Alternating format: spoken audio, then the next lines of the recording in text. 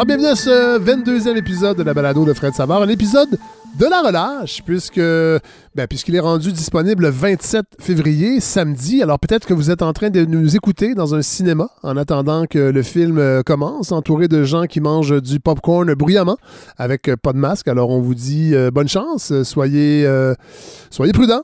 Alors, magnifique semaine dans l'actualité, avec d'abord cette nomination de Benoît Charette comme ministre dédié à la lutte au racisme, alors qu'il était déjà ministre à la lutte au changement climatique. Bon, là, il y a certaines mauvaises langues qui disent que ces deux tâches sont peut-être trop imposantes pour un seul homme, mais moi, je dis pas nécessairement. Attention, n'oublions pas, et c'est le ministre qui nous l'a dit cette semaine en entrevue, que l'essentiel de la réforme verte du gouvernement de François Legault a déjà été déposé, a déjà été réalisé. Il a dit ça en entrevue. Le plus gros a été fait de ce côté-là. Faut quand même le rappeler parce que peu de gens s'en rappellent, peu de gens l'ont vu passer.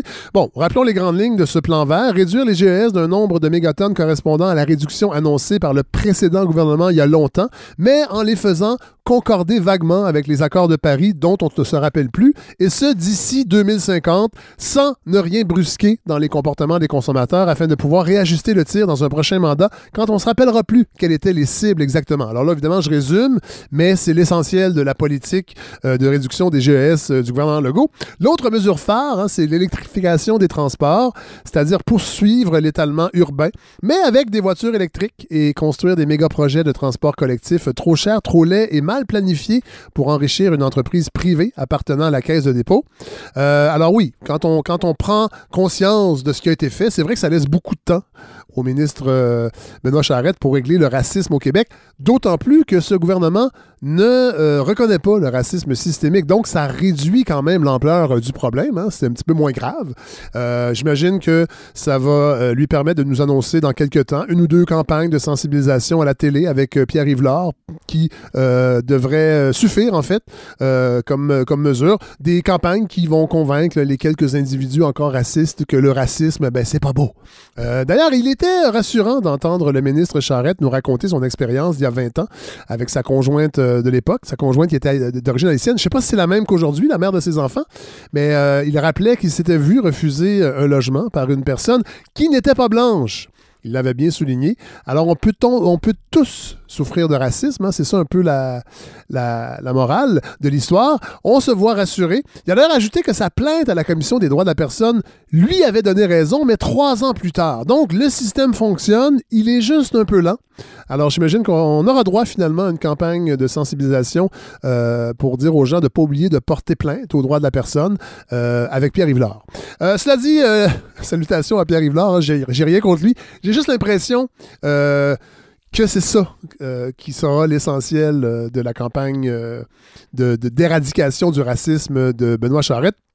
D'ailleurs, il y a des critiques qui ont été pas gentils avec lui, qui ont dit qu'il n'y avait pas beaucoup de charisme, qu'ils auraient aimé avoir quelqu'un pour porter cette tâche, quelqu'un d'un peu plus charismatique. En fait, on dit souvent de Benoît Charette qu'il est un peu beige. Moi, je tiens quand même à préciser que beige, c'est pas complètement blanc. On peut donc y voir peut-être une sorte de progrès. Autre nouvelle choc cette semaine, un document, je vous dis c'est une grosse semaine, un document secret, autrefois secret du département d'État américain démontre que Pierre Elliott Trudeau aurait demandé en 1976 à Paul Desmarais de rendre les choses aussi difficiles que possible pour le gouvernement nouvellement élu du Parti québécois et de transférer discrètement des emplois hors de la province. C'est un télégramme, en fait, de l'ambassadeur américain de l'époque, Thomas Sanders, qui a été dévoilé, qui a été rendu public par le département d'État américain. Et c'est une journaliste de Radio-Canada, du secteur anglais, qui a sorti cette nouvelle-là, entre guillemets. Quand même intéressant. Évidemment, on tombe pas en bas de notre chaise en apprenant ça, mais en fait, je pense que ce qui choque, c'est d'avoir un document d'État qui le prouve. En même temps, les Québécois n'étaient pas dupes en 1976. On avait déjà eu la crise d'octobre, le coup de la Brinks, les actes criminels commis par la GRC envers le mouvement souverainiste. On l'a vu aussi quand Louis Fournier est venu nous parler de son livre sur la crise d'octobre, qu'il y a quand même eu énormément de manœuvres de la part des autorités, plus ou moins légales, pour déstabiliser à l'époque, évidemment, les felkistes, mais ensuite le mouvement souverainiste. Rappelons-nous le vol de la liste des membres du PQ en 1973. Et pourtant, tout ça n'a pas empêché énormément de Québécois de voter massivement pour le parti de Pierre-Éliott Trudeau au cours des années. Cela dit, j'avoue que c'était plutôt amusant cette semaine de voir toute la pagaille qui s'est emparée des médias sociaux et les critiques envers, entre autres, les journalistes de la presse qui semblaient ne pas vouloir parler de cette nouvelle-là. Ça a pris 2 jours. Michel David en a parlé dans Le Devoir aussi. Il y a des gens qui ont dit que ça a pris un petit peu trop de temps parce que dans le fond, c'est Radio-Canada qui a sorti la nouvelle en premier. Après ça, Yves Boisvert et Patrick Lagacé se sont défendus du passé fédéraliste de la presse sous les démarrais et ont tenté quand même de prouver que, oui, le journal était fédéraliste, mais en même temps, il y avait aussi Régent Tremblay et Pierre Foglia qui, eux, étaient ouvertement souverainistes et chroniquaient dans le même journal, ce qui revient un peu à dire que je ne suis pas raciste, hein, j'ai un ami noir, ou plutôt dans le cas de la presse, je ne suis pas fédéraliste, mon cubicule est à côté de celui de Régent Tremblay. Alors, en même temps, ça fait 44 ans, je pense que c'est Yves Boisvert qui disait ça, et on tombe pas en bas de notre chaise, mais quand même, je trouve que de déterrer ces documents-là, puis il va en avoir d'autres, je sais qu'il y a une partie des documents, j'avais lu ça, je me demande si c'est pas dans le livre de Louis Fournier, il y a une partie des documents, des archives du gouvernement fédéral au sujet de la crise d'octobre, qui, contrairement aux documents habituels qui sont sous-scellés pendant 25 ou 50 ans et qui, après ça, sont rendus publics. Il y en a certains qui ne seront jamais rendus publics. Ça, c'est étonnant, mais je pense qu'il y aura sûrement, encore une fois, des documents comme ça qui vont sortir et qui vont raviver ces éléments de la politique constitutionnelle et des relations Québec-Canada des années 70 et peut-être même des années 80. Et moi, j'ai toujours une fascination quand ça sort, ces documents-là, de se replonger dans cette époque-là. Évidemment, moi aussi, j'étais jeune. D'ailleurs, Patrick Lagacé qui disait, écoutez, j'avais 5 ans quand c'est arrivé, qu'est-ce que vous voulez que je vous dise? Bon, je sais que des fois, c'est dur pour les journalistes de la presse de supporter l'ancienne administration qui était très fédéraliste, évidemment, mais bon, je pense qu'on on peut pas accuser les gens par association. On ne peut plus faire ça, malheureusement. Les temps ont changé. Il faut être un petit peu plus subtil. Dans le même ordre, c'est drôle, parce que la même semaine où cette polémique envers ce télégramme et le gouvernement de Pierre-Éliott Trudeau refait surface, l'actualité, le magazine Actualité, publiait la 3e partie d'un grand sondage Research Mainstream qui démontre que, moi-même, ça m'a étonné, que l'indépendance recueille encore 32% d'appui dans l'électorat québécois. 32% se disent encore souverainistes, 56% se disent fédéralistes et 12% se disent indécis. Alors ça m'a quand même étonné. Et le sondage aussi décortique un peu les intentions de vote selon les partis. Évidemment, sans aucune surprise, on apprend que 81% des électeurs du Parti québécois sont souverainistes. Ça m'étonne, il y a 13% des péquistes qui ne sont pas souverainistes. Je ne sais pas ce qu'ils font là. Si vous êtes... En même temps, il y a des gens qui vont dire qu'au PQ, on n'est plus tellement souverainiste, mais quand même, je me demande ce que les 13% de péquistes fédéralistes... J'aimerais les entendre. J'aimerais savoir qu'est-ce qu'ils font là.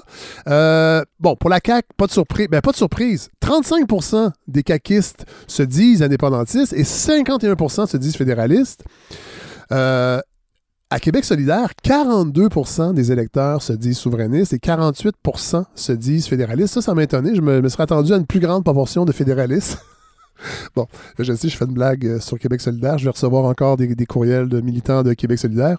Bon, pas de surprise non plus du côté du Parti libéral du Québec. 94% des électeurs du Parti libéral se disent fédéralistes et 5% se disent indépendantistes. En fait, là, si la pandémie était terminée, j'aimerais bien organiser une soirée avec les 13% de fédéralistes péquistes et les 5% de souverainistes libéraux pour savoir, est-ce que ce sont les mêmes personnes? Est-ce que ces gens sont en couple? C'est vraiment particulier. Bon, le sondage décortique aussi par tranche d'âge.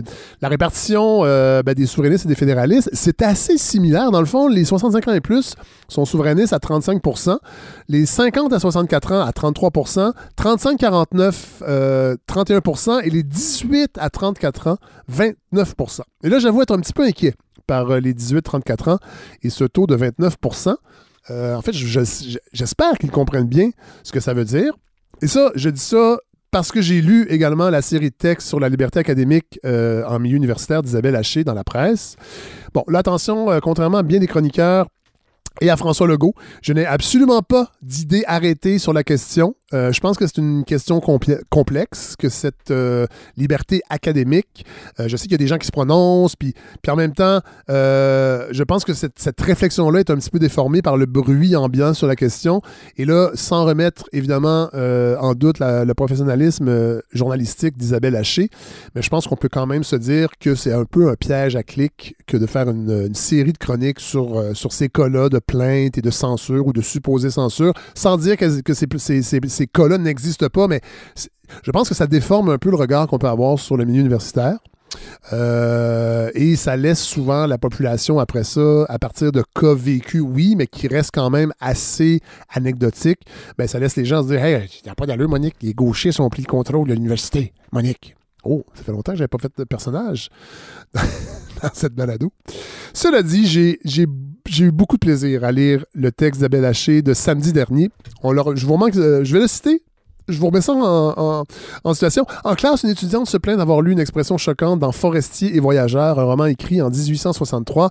La prof s'excuse, le mot lui glisse des lèvres, le fameux mot en haine. S'ensuit un malaise. Pour l'une des deux étudiantes ayant porté plainte, ça a été très traumatisant de lire une expression raciste sans avoir été averti de sa présence dans le bouquin. Là, on dit que il y aurait eu un avertissement, mais bon.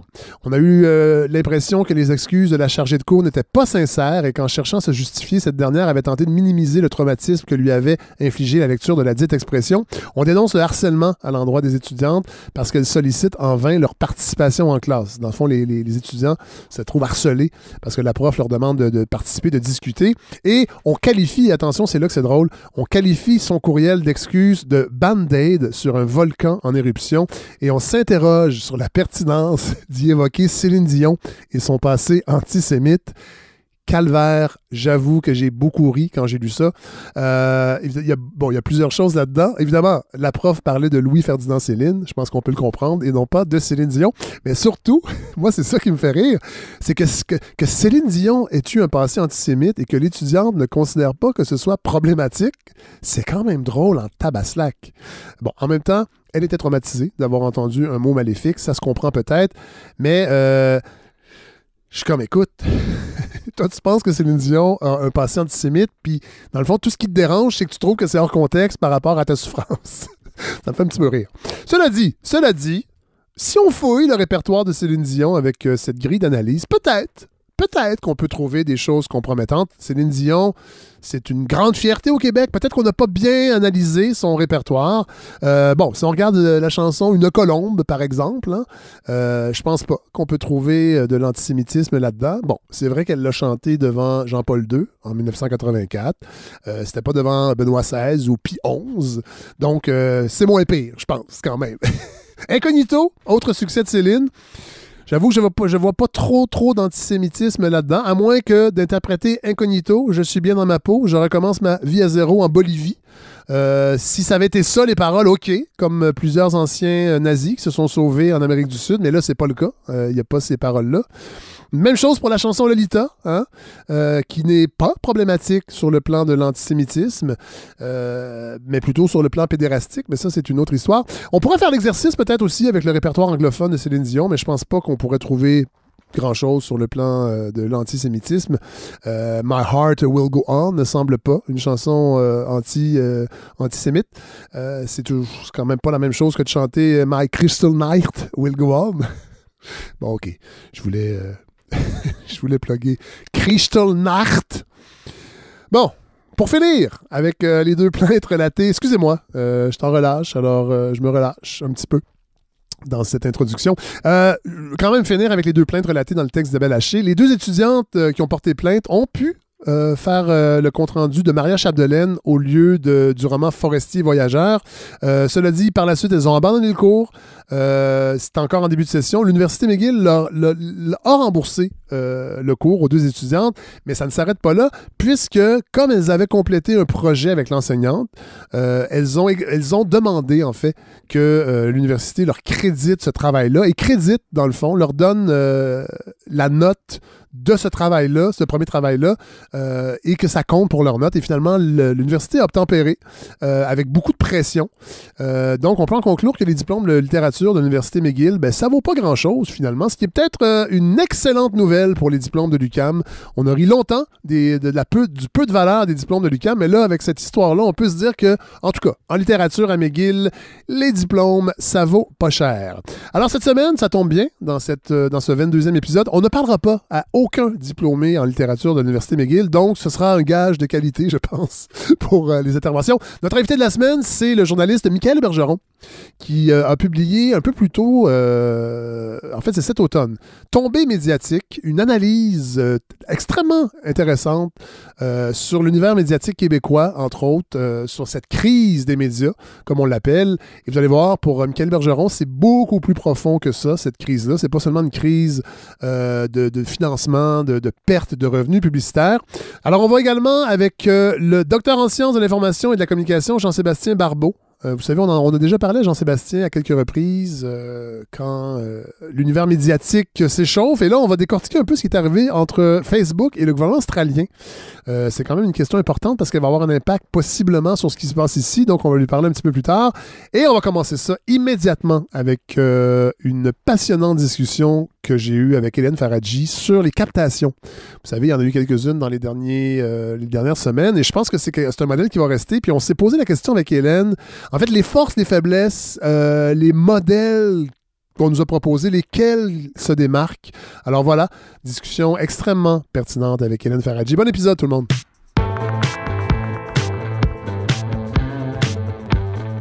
Alors Hélène Faradji, bonjour. Bonjour Fred, comment ça va? Ça va très très bien. Aujourd'hui, on parle de captation parce que c'est une mode, c'est une nouvelle tendance, c'est peut-être même quelque chose qui va durer, pandémie probablement ou pas. Évidemment, ça remplace pas les arts vivants, mais moi je trouve intéressant de vous entendre parce que c'est un phénomène qui a intéressé beaucoup de gens récemment. Oui. On en a parlé la semaine dernière avec les Hardings, entre autres, avec le segment qu'on a fait sur Mégantic, et il y a eu le gros buzz aussi de la face cachée de la Lune. Alors, je voulais savoir, vous, vos observations. Comment vous vous situez là-dedans? Ben, c'est sûr que moi aussi, comme tout le monde, je découvre un peu cet univers qui s'ouvre à nous de la captation, qui a été rendu capital à cause de la pandémie, parce qu'avant ça, il y en avait de temps en temps, mais c'était très, très, très minime. Et là, effectivement, vous l'avez dit, on parle de 400 000 spectateurs pour Télé-Québec pour la captation de la face cachée de la Lune. Clairement, Télé-Québec a décidé d'offrir une fenêtre qui est de plus en plus ouverte à ces captations-là. Et puis, effectivement, qu'on aime ou qu'on n'aime pas ça, ben, je crois qu'on n'aura pas le choix de nous aussi, spectateurs, s'y adapter parce que effectivement, ça risque de rester après la pandémie. A priori, on se dit, bon, captation de spectacle, il n'y a rien de très compliqué là-dedans. On regarde, il y a des caméras en face d'une scène, on capte, on retransmet, et voilà, c'est fini. Ben, et c'est pas exactement ça, c'est un petit peu plus complexe. Et j'ai eu envie, aujourd'hui, qu'on débroussaille ensemble un peu, parce que c'est comme un nouveau terrain de jeu. Qu'est-ce qui est le fun, avec quoi on va s'amuser? Alors, d'abord, captation et visionnement sur demande, c'est pas la même chose. Visionnement sur demande, ça concerne principalement les films. Donc ça aussi, ça s'est beaucoup développé pendant la pandémie. Il faut les différencier. On a d'un côté, par exemple, Netflix, Crave, Prime, qui eux ne font pas de captation, en tout cas pour le moment. On n'en fera pas, Exactement. Et de l'autre, une offre qui va soit être à la télé, soit sur le web par des initiatives privées de distributeurs. Donc, ces deux modes-là, ils ont pourtant un point commun, c'est que ils sont extrêmement démocratiques. Que ce soit pour les films ou pour les pièces de théâtre ou pour les spectacles de danse, ben, cette façon d'avoir accès par le web ou par la télé, ça permet à n'importe qui qui a accès à une télé ou à Internet de pouvoir regarder ces choses-là. Alors ça veut dire que la portée de la pièce, du spectacle ou du film, elle est démultipliée parce que tout le monde, grande ville, petit village, Montréal, région, tout le monde peut y avoir accès. A priori, c'est un progrès formidable, sauf que ce serait formidable si on avait un plan numérique provincial qui était digne de ce nom. Hein. On est tous égaux face à la possibilité de découvrir en théorie, mais on n'est pas tous égaux numériquement. Internet à haute vitesse est pas accessible partout et on n'a pas tous accès à un écran qui est intéressant. Oui, ça c'est vrai. Donc bon, déjà il y a ça qui fausse un peu la donne pour cette espèce de grand idéal démocratique. On s'entend que visionner une pièce de théâtre sur un téléphone cellulaire, c'est pas l'idéal. Ça prend un ordinateur au moins ou être capable de transférer son image sur la télévision de la maison. Exactement. Ça prend quand même un certain dispositif technologique à la maison. Autre point commun, film ou captation de spectacle, c'est que nous, spectateurs, notre attention, elle est beaucoup plus difficile à capter quand on est à la maison. Quand on est dans le noir d'une salle, rappelez-vous, il y a un an et demi, quand ça arrivait, on est captif, on est immergé et on est beaucoup plus facilement prompt à entrer dedans. À la maison, c'est plus gênant s'en aller aussi. Exactement. Si on est au milieu de la salle. Moi, je suis capable de le faire. Là. Moi, j'ai toujours bien aimé ça, partir quand je suis tanné. Pour vous faire remarquer. Hein. Non, c'est toujours dans le noir. C'est toujours dans le noir. Je le fais discrètement. Souvent, même, au théâtre, ça arrivait que j'essaie d'avoir des billets à côté de l'allée pour m'en aller subtilement. Mais c'est pas toujours facile. À la maison... À la maison, on peut s'en aller quand on veut. On peut prendre... Et on peut aussi prendre des pauses. Donc, ça fait que le film ou le spectacle, il peut être assuré, il peut il peut nous donner une expérience qui est un petit peu plus heurtée. Bon, ceci dit, il y a quand même des différences fondamentales entre le visionnement sur demande et la captation. Et ça tient à la nature même de ce qui est enregistré. Le film, lui, il est pas malléable. C'est-à-dire que ce que vous allez voir dans une salle, vous allez voir exactement la même chose chez vous, même si vous prenez des pauses. Le film reste exactement pareil. Alors que le spectacle, lui, il peut être transformé selon le médium où il est diffusé. Et c'est grâce à cette particularité du spectacle vivant qu'on peut adapter à la façon dont on le diffuse que je pense qu'on peut commencer à voir 3 grandes catégories. On va faire un espèce de guide de la captation en 3 grandes catégories, en tout cas qui ont été possibles depuis que cette nouvelle mode s'est installée. Alors, en premier, il y a la captation normale, traditionnelle, où il s'agit en gros d'enregistrer une performance en salle avec bien sûr des effets de caméra qui permettent certains gros plans, certains plans d'ensemble, qui vont rendre visibles des choses qu'on ne voit pas nécessairement en salle. Si vous avez un mauvais billet, vous pourrez peut-être pas nécessairement voir le visage de tel. En fait, ça va varier les points de vue. Moi, je trouve ça intéressant. Oui. Absolument, on perd l'ambiance de la salle, évidemment, parce qu'on n'est pas là, mais on voit des choses qu'on n'aurait pas vues si on était dans la salle. Exactement. C'est comme une version améliorée, plus visible si on veut, mais qui en même temps perd beaucoup de choses. Effectivement, vous n'avez pas l'adrénaline, vous n'avez pas le bruit des pas sur la scène. Il vous manque plein de choses. Et l'exemple qu'on a trouvé de cette captation plus traditionnelle, ça va être le spectacle Body and Soul. C'est vous qui me l'avez recommandé. C'est la chorégraphe de Vancouver, Crystal Pipe, qui a conçu ça avec le Ballet National de Paris. C'est en 3 parties. Donc une première partie peut-être plus conceptuelle, voire par moments un peu didactique. Une deuxième partie qui, elle, m'a semblé être sur l'amour. Et la troisième qui est une fantaisie rock avec les danseurs déguisés en espèce d'insectes géants, très spectaculaire. Ça me faisait beaucoup penser à du Guillermo del Toro. Et tout ça, ça a été présenté sur scène en 2019 et rendu disponible en captation en 2021, début février. Alors, on va juste c'est Danse Danse qui le rendait disponible à Montréal. Oui, on peut peut-être mettre... pour se mettre dans l'ambiance. Voilà.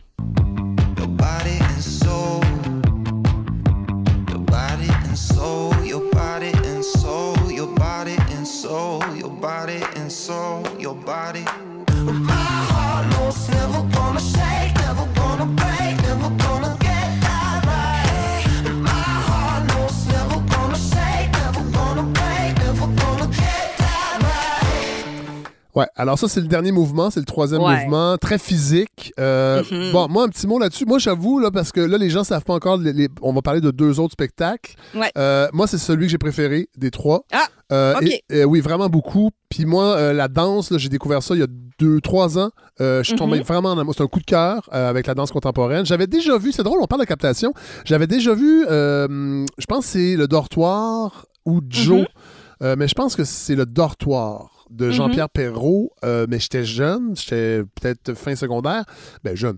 Puis ça m'avait intrigué, mais c'était pas le coup de foudre. Mais quand même, la graine était semée, mais quand je suis allé voir des spectacles, et Crystal Pite, moi je suis allé voir Reviser il y a 2 ans, un spectacle qui j'y pense encore à ce spectacle-là, ça m'avait marqué, fait que j'avais hâte de voir c'est magnifique. Body and Soul. Peut-être offrir, j'ai isolé un autre extrait qui nous met plus peut-être dans le spectacle, parce que la fin est très spectaculaire, mais au début, on est ailleurs, et moi, c'est ce que j'apprécie de la danse contemporaine, entre autres. Je vous mets l'extrait.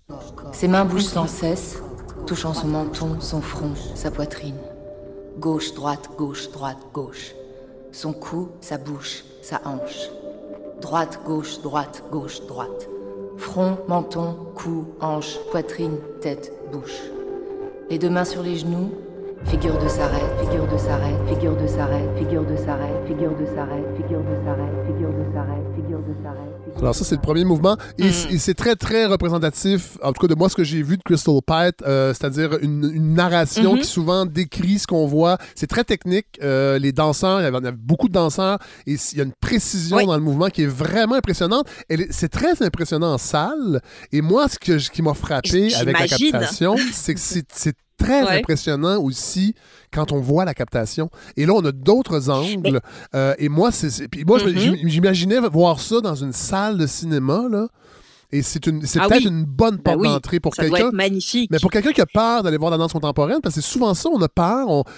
Eh bien, c'est mon cas. Bon. C'est mon cas, Fred. Okay, alors, pour moi, c'était une vraie première. Et je dois avouer que cette captation, d'abord, m'a fascinée parce que ça rend le mouvement de la danse d'une précision incroyable. Et je me dis que si j'avais découvert ça sur scène, effectivement, j'aurais pu être impressionnée par le mouvement d'ensemble, par l'effet tableau, par le spectaculaire du troisième mouvement, qui est donc cette espèce de mouvement plus rock. Mais je n'aurais peut-être pas compris à quel point il y avait un travail sur le corps, sur le délié des mouvements, sur le fait que c'est extrêmement saccadé aussi au début. Bref, plein de choses que je n'aurais peut-être pas vues.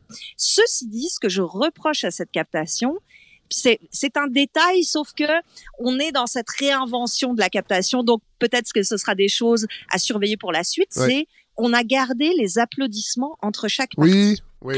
Et moi, je me suis sentie exclue du spectacle à cause de ça. J'avais l'impression, je sentais que j'assistais à un enregistrement et que je n'étais pas là. Alors oui, bien sûr, on y prend plaisir, mais il y a quelque chose dans l'aspect concret du processus de captation qui, à mes yeux, était trop présent et qui, comme je suis néophyte en danse, fait que on a un peu du mal à pénétrer dans l'œuvre, où on sent peut-être encore plus, pas mise à l'écart, c'est exagéré, mais tenue à distance, disons. Là, il faut dire que ça a été tourné en 2019 et c'était pas fait pour être présenté pendant une pandémie. Moi, c'est drôle, j'ai pensé, en voyant Body and Soul, j'ai pensé à La face cachée de la lune, qui est aussi une captation qui a été faite, organisée pendant la pandémie, donc il n'y avait pas de public, mais on était en direct, c'est-à-dire que les acteurs jouaient en direct, et ça m'a beaucoup moins plu que Body and Soul, et j'ai vu La face cachée de la lune 2 fois au théâtre. Ben, moi, ce qui m'a dérangé avec Body and Soul, c'est aussi cette présentation qu'on a choisi de garder avant le spectacle. Donc, c'est 13 minutes d'entrevue avec la chorégraphe, avec des danseurs, avec les concepteurs, qui est formidable en soi, sauf que, c'est des têtes parlantes qui se succèdent, ce qui est jamais très, très amusant à regarder, et 2, on n'a pas pris la peine de l'adapter au contexte. Et donc, effectivement, on se retrouve avec quelqu'un qui nous dit, mais moi, j'ai créé ce contexte parce que je veux que ça attire les gens en salle. Bon, on se dit, mais non, on est plus du tout là.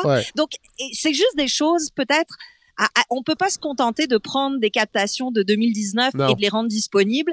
Il faut quand même qu'il y ait un petit travail d'accompagnement, ou en tout cas, peut-être notamment pour les arts qu'on dit un petit peu plus pour initier, comme Ouais. la danse contemporaine, qui ont besoin d'être véritablement encadrés. C'est ma marotte, vous Ouais. le savez.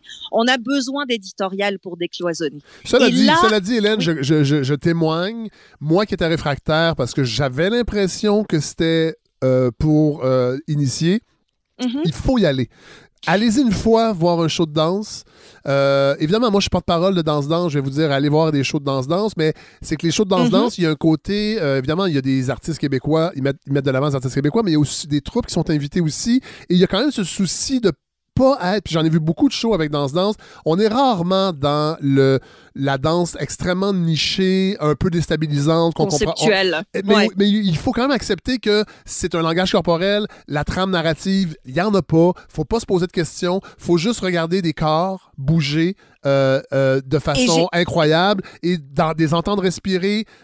Puis souvent, la trame sonore est vraiment englobante aussi dans la salle. Le jeu de lumière, c'est vraiment total. Et moi, c'est ça qui m'a plu. Mais je pense que... Je crois que la captation peut aider à ça, peut aider à créer ce lien, mais il y a des petits détails, des petits irritants comme ces applaudissements ou cette introduction qui en ce moment font que c'est peut-être pas le genre de techniques ou de procédés qui sont nécessairement utiles. Bon, cela dit, la face cachée de la Lune, il n'y avait pas d'applaudissements, mais il n'y avait pas beaucoup d'âme non plus. Alors, je sais pas si... Alors, et ce qui était intéressant avec la face cachée de la Lune, c'est notre deuxième grande catégorie de captation, c'est qu'elle recréait l'idée d'événement. Ça, c'était assez formidable. D'abord, parce qu'on a véritablement créé quelque chose pour cette diffusion. On a divisé le rôle entre Yves Jacques et Robert Lepage, alors que d'habitude, sur scène, ça a longtemps, Yves Jacques tout seul ou Robert Lepage tout seul. On a réinventé la mise en scène pour une diffusion télé, mais surtout, on a donné rendez-vous aux spectateurs à une heure et une date précise, comme au théâtre. C'était vraiment l'idée d'une expérience en direct, et c'est ce qui a rendu, je pense, le rendez-vous incontournable. C'est pas pour rien qu'il y a eu 400 000 personnes au rendez-vous. Alors, oui, c'était accessible en rattrapage le lendemain, mais il y avait quelque chose dans le fait d'être là devant sa télé au moment où ça se passait qui donnait le thrill du direct. Et c'est ce qui nous manque en ce moment. Quand on parle d'aller voir un spectacle d'art vivant, c'est ce qu'on cherche. C'est cette idée que c'est sans filet ce qu'on va voir. C'est tout peut arriver et forcément ça décuple l'excitation du spectateur. Alors oui, bien sûr, on peut avoir des réserves. Et je veux même pas parler du site de Télé-Québec qui a pas assuré pendant la diffusion. Non, c'est ça. Comme si, franchement, en 2021, tout le monde est sur Internet. La télé traditionnelle, on sait qu'il y a il y a de moins en moins de monde, en tout cas, qui la regarde via le câble ou en tout cas via un système traditionnel. Je pense qu'il va falloir, en tout cas pour les prochains mois, que l'accès Internet soit sans faille. Il aurait fallu que le président de Bell déménage dans les déménage son studio, son chalet dans les studios de Télé-Québec. On aurait une bonne connexion. Peut-être ça aurait aidé. Cela dit, j'aime beaucoup. L'initiative est extraordinaire. Puis tu sais, je dis j'ai des réserves, puis ça manquait d'âme. C'est que je trouvais que les éclairages... En fait, j'avais l'impression qu'ils n'ont pas eu le temps de se préparer. C'est possible. Comme il se doit. Aussi bien qu'il voulait. C'est ça. Et moi, j'ai vu la pièce avec un seul comédien. Je trouvais que d'avoir Robert Lepage et Yves Jacques, ça diluait un peu la performance de comédien. Moi, j'ai lu avec Yves Jacques, là, mais qui joue les deux frères. Et c'est ça qui est fantastique quand vous allez voir la pièce. C'est que là, vous voyez la virtuosité du jeu. Là, on l'avait moins. Mais je pense qu'on voulait aussi avoir Robert Lepage parce que c'est quand même une vedette. Yves Jacques aussi. Mais il y avait ce côté-là. Et les pubs. Ça, je vais vous laisser en parler parce que ça, c'était pas cool. Parce que moi, c'était mon gros irritant. Et malgré tout l'amour et l'admiration que j'ai pour l'inventivité, le génie de Robert Lepage, j'ai décroché. J'ai pas réussi à m'immerger dans l'univers, un univers extrêmement singulier en plus qui demande notre attention, qui compte sur notre intelligence, sur nos capacités de raisonnement et de sensation. Et là, toutes les demi-heures, on avait des pubs qui venaient nous rappeler que si j'avais de l'argent, je pourrais conduire un 4x4, ma cuisine sera jamais propre si j'utilise pas tel savon. Mais ça ne marche pas. Ça, en fait, la pièce, elle avait déjà connu plusieurs variations, notamment en film, ce qui avait très très bien marché. J'ai pas vu d'ailleurs le film. Il est formidable, mais il est pas trouvable. Plus... Ah ouais, bon, un autre, j'ai le DVD, jamais vous m'écrirez. Pour vrai, Hélène, j'aimerais ça. OK, ça marche. Je vais aller chercher un vélo tantôt. Parfait, on fera ça. Mais je me dis que, sachant que cet événement-là allait avoir lieu, qu'on avait rendez-vous avec le théâtre de Robert Lepage, pourquoi est-ce qu'on n'a pas fait comme on fait au théâtre, c'est-à-dire qu'on met un entracte au milieu? Quelle bonne idée. Une entracte de pub. Une entracte de pub. Ouais. Mettez-les tout au milieu en une fois, ou alors augmentez-les avant, augmentez-les après. Ouais. Mais laissez-nous savourer ces moments-là. Arrêtez de les charcuter. Alors, ça dénature la pièce. En fait, ça n'arrive pas à en préserver l'essentiel, c'est-à-dire son intégrité. Ouais. Et ça, on a beau avoir l'idée de rendez-vous, d'événements, de direct, si on n'arrive pas à plonger entièrement dans la pièce et à respecter son intégrité, malheureusement, on passe un petit peu à côté du but recherché. Ouais. Et peut-être juste revenir sur la captation en elle-même, parce que c'est drôle, autant je trouve que pour la danse contemporaine, pour le spectacle de Crystal Pite, la captation avec les caméras multiples, les angles différents, bonifiait l'expérience du téléspectateur par rapport au spectacle qu'on voyait, autant je trouvais que les caméras multiples nuisaient à la magie de la pièce de Robert Lepage, parce que quand on la voit de la salle, en un plan, on savoure en fait les effets de mise en scène, alors que là, de voir une caméra qui était de l'autre côté du hublot, on voyait les ficelles parfois aussi, et là, je trouvais que ça cassait la magie de ce qu'est une pièce de théâtre quand on la voit d'assez loin pour que les artifices ne soient pas visibles. C'est-à-dire que toute la mise en scène, le travail de dramaturge de Robert Lepage sur scène, peut-être perdait un peu dans cette translation bizarre vers l'écran de télé. Et pourtant, on a terminé, parce qu'après ça m'amène à la prochaine pièce, parce que là, on a un petit peu évité ces écueils-là, en fait, avec les Harding. Voilà, exactement. Mais tout ce que je voulais dire, c'est que dans le film, justement, il assumait tellement le côté, on est dans une autre mise en scène.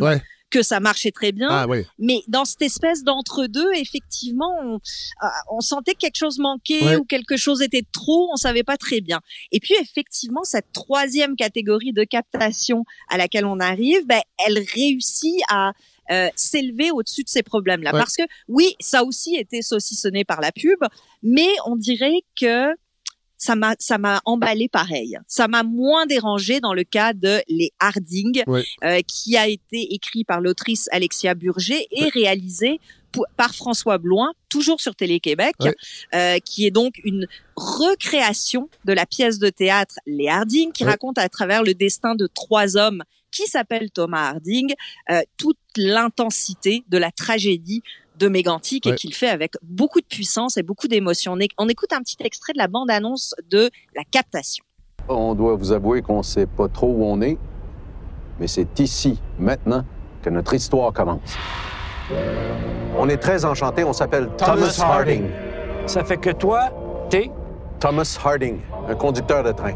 Moi, je suis Thomas Harding, docteur en philosophie. Et puis moi, évidemment, je suis Thomas Harding, employé d'une grosse compagnie d'assurance.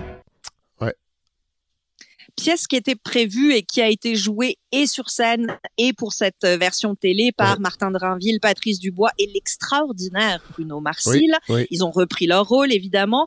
Et ce qui est vraiment intéressant dans ce troisième modèle, c'est qu'on a fait le pari de créer une nouvelle forme. Une forme qui est hybride. Se servir du médium, en fait. Se servir du médium de belle façon.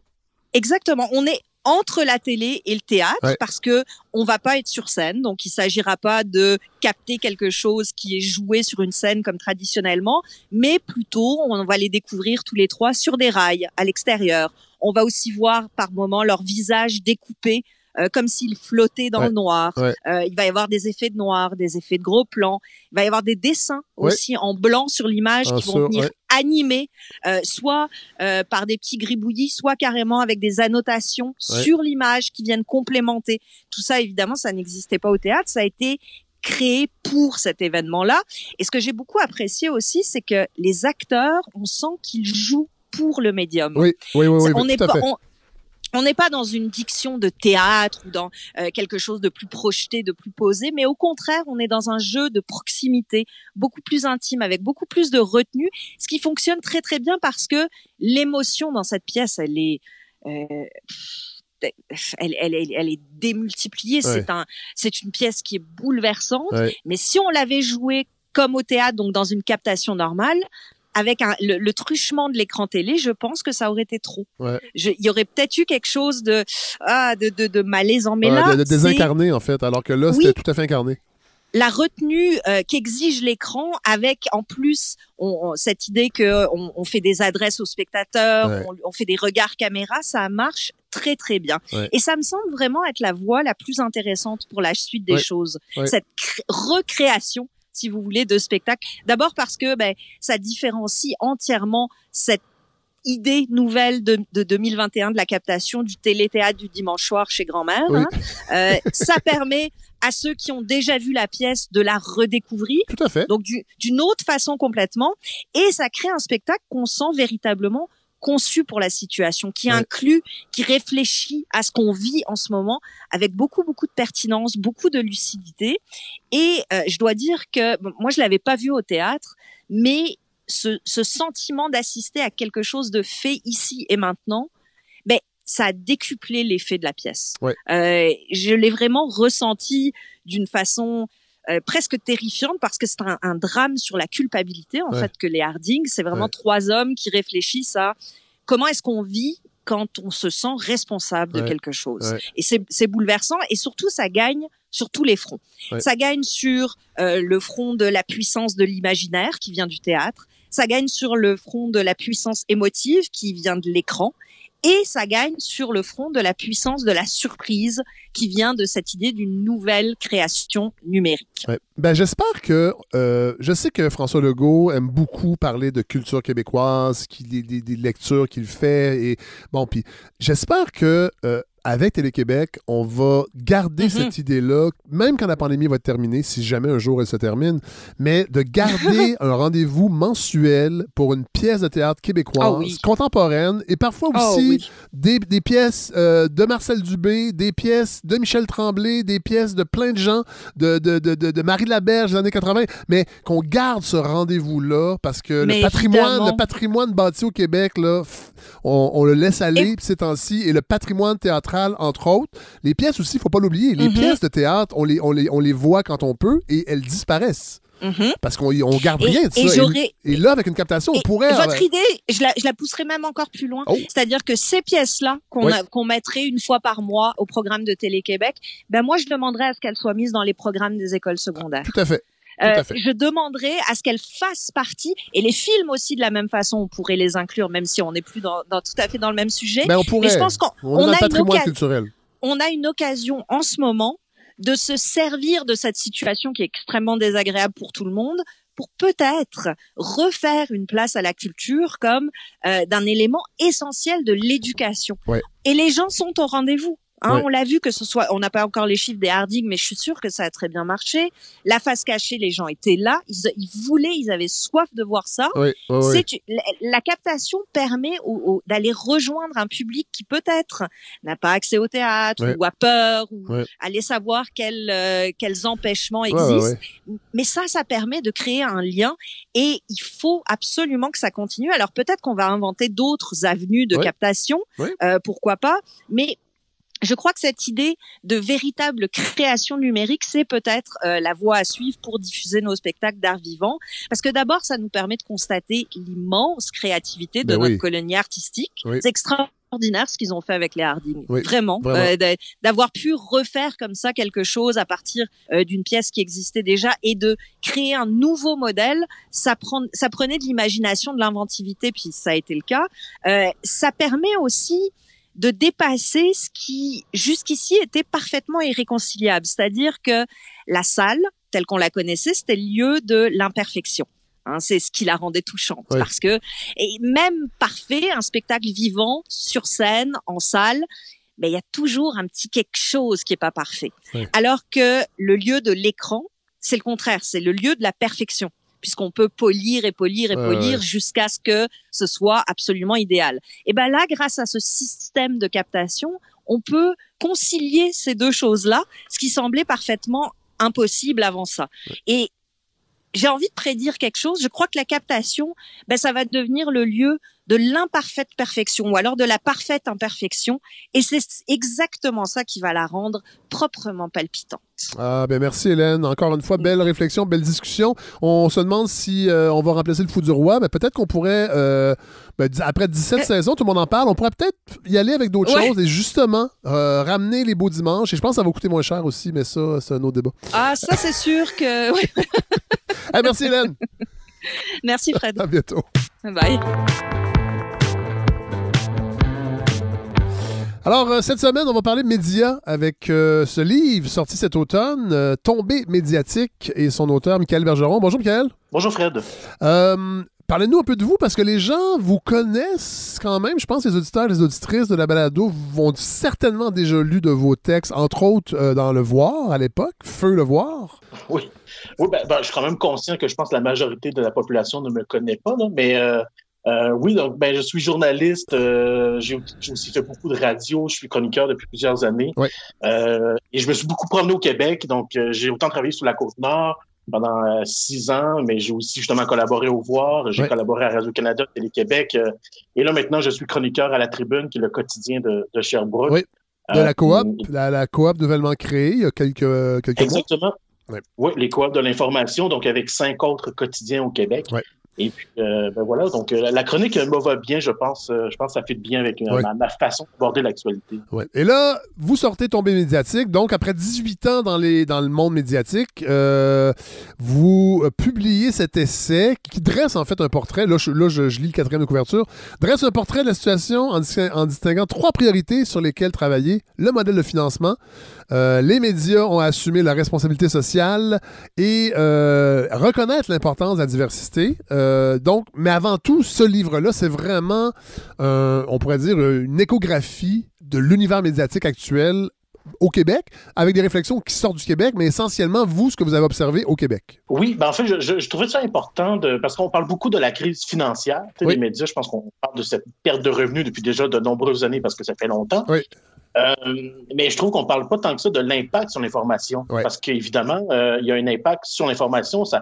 La capacité des médias de pouvoir financer leur salle de nouvelles, évidemment, ça se répercute dans l'information. Et je trouvais qu'on ne parlait pas tant que ça de cet impact-là. C'est un impact sur la qualité de l'information, même si les journalistes se démènent pour compenser les compressions qu'il y a, à un moment donné, ça a un impact, soit parce que les journalistes deviennent épuisés ou parce qu'on n'arrive pas à tout couvrir. Donc, je pense que c'est important de dresser ce portrait-là de on en est où dans la qualité, dans la capacité de faire de l'information dans cette crise financière et je dirais même une forme de remise en question, parce que oui, je parle aussi de responsabilité médiatique, parce que voilà, la société évolue et puis les médias doivent aussi évoluer. Voilà, d'ailleurs, assez tôt dans votre livre, vous identifiez un problème, c'est-à-dire qu'il y a une crise des médias, oui, financière, mais il y a une crise de confiance des médias aussi. D'ailleurs, vous démontrez qu'au Canada, en 2019, 52% des Canadiens avaient confiance, la plupart du temps, aux médias. Ça a quand même chuté à 44%.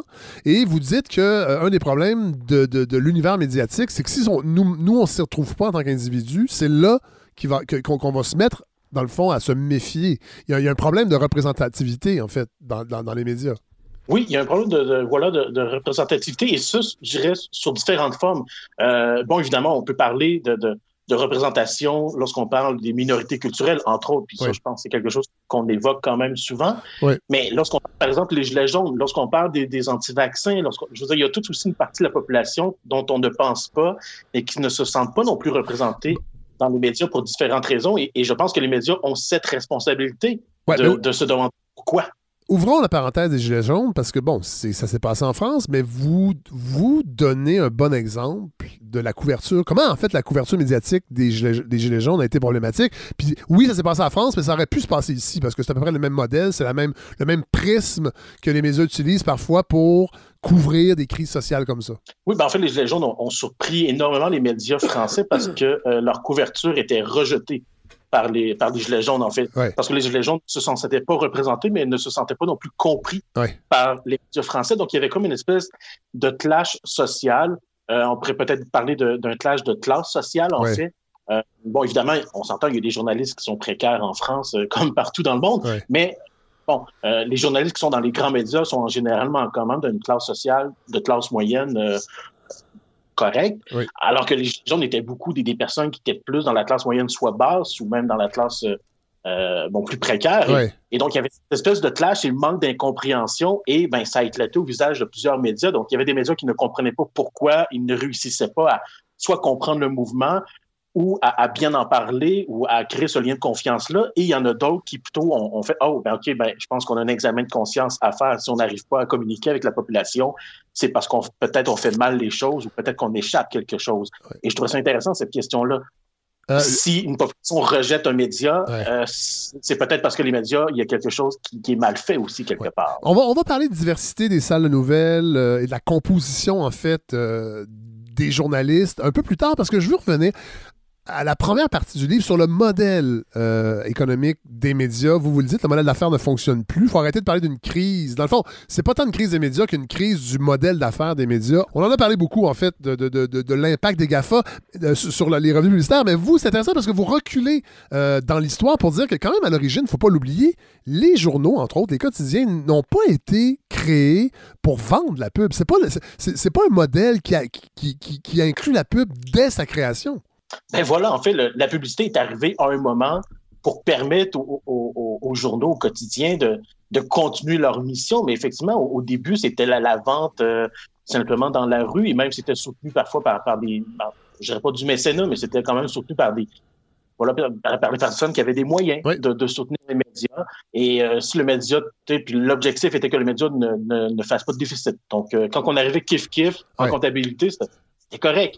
Mais voilà. En fait, c'était des organes pour distribuer une pensée. Les partis politiques, entre autres, vous donnez l'exemple du Devoir, du Globe and Mail, mais il y a eu d'autres journaux qui sont disparus depuis, le Canadien, entre autres, mais c'était des journaux animés par des partis politiques pour mettre de l'avant leurs idées. La presse, on va se le dire, ça a été ça quand même longtemps avec la famille Desmarais, qui voulait absolument un journal qui présentait le fédéralisme dans ses pages. Là, c'est plus le cas, mais à l'origine, la pub n'était absolument pas présente dans le modèle d'affaires des journaux. Non, voilà, il y avait cette volonté de participer au débat public avec leur point de vue. Donc, ils trouvaient qu'il manquait tel aspect, telle couleur. Ils s'arrangeaient pour créer le média qui allait combler cette couleur-là.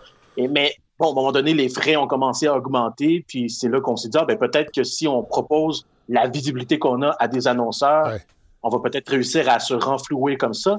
Donc, la publicité a commencé à faire son chemin petit à petit, mais oui, au début, les médias, effectivement, c'était souvent beaucoup plus pamphlétaire que dans cette idée objective et cet idéal qu'on a aujourd'hui. Mais les médias ne sont pas nés dans cet idéal objectif-là.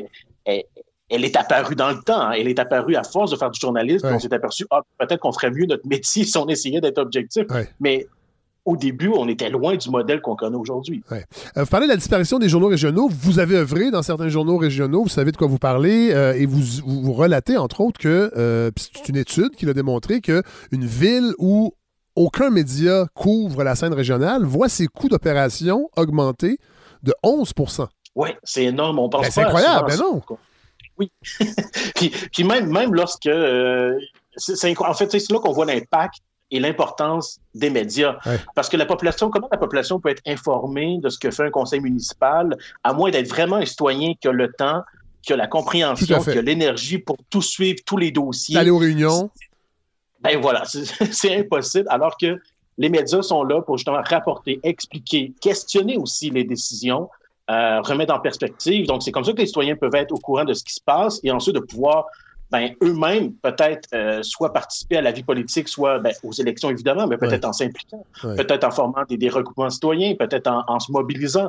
Mais si tu n'as pas d'information, comment tu fais pour pouvoir participer au rôle démocratique?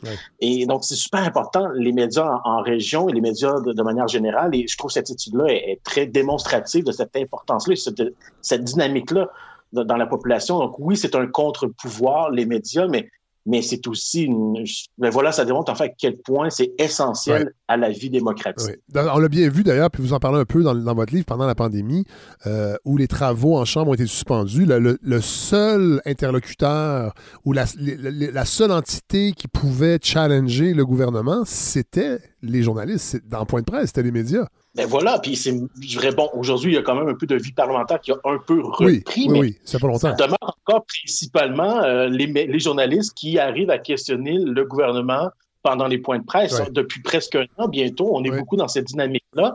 Et, mon Dieu, une chance que les médias sont là, parce que malheureusement, actuellement, les partis d'opposition n'ont pas tant d'occasions de questionner ou même n'ont pas tant de visibilité parce que tout tourne énormément autour des points de presse.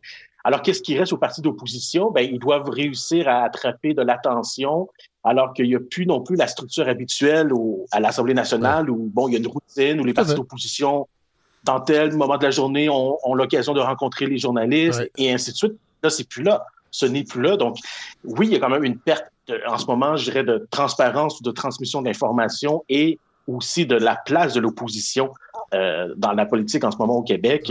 C'est tous les partis d'opposition là, qui sont un peu... qui essaient de trouver leur place dans tout ça et c'est pas évident. Non. Et là, et on l'a vu aussi, sur les médias sociaux, c'est assez évident, depuis le début de la pandémie, les gens sont très, très critiques du travail des journalistes, soit qu'on les accuse de ne pas bien faire le travail, ou on les accuse d'être un peu de mèche avec le gouvernement parce qu'ils sont subventionnés, entre autres. On entend tout le temps ça, alors que c'est plus ou moins vrai, que les médias sont subventionnés.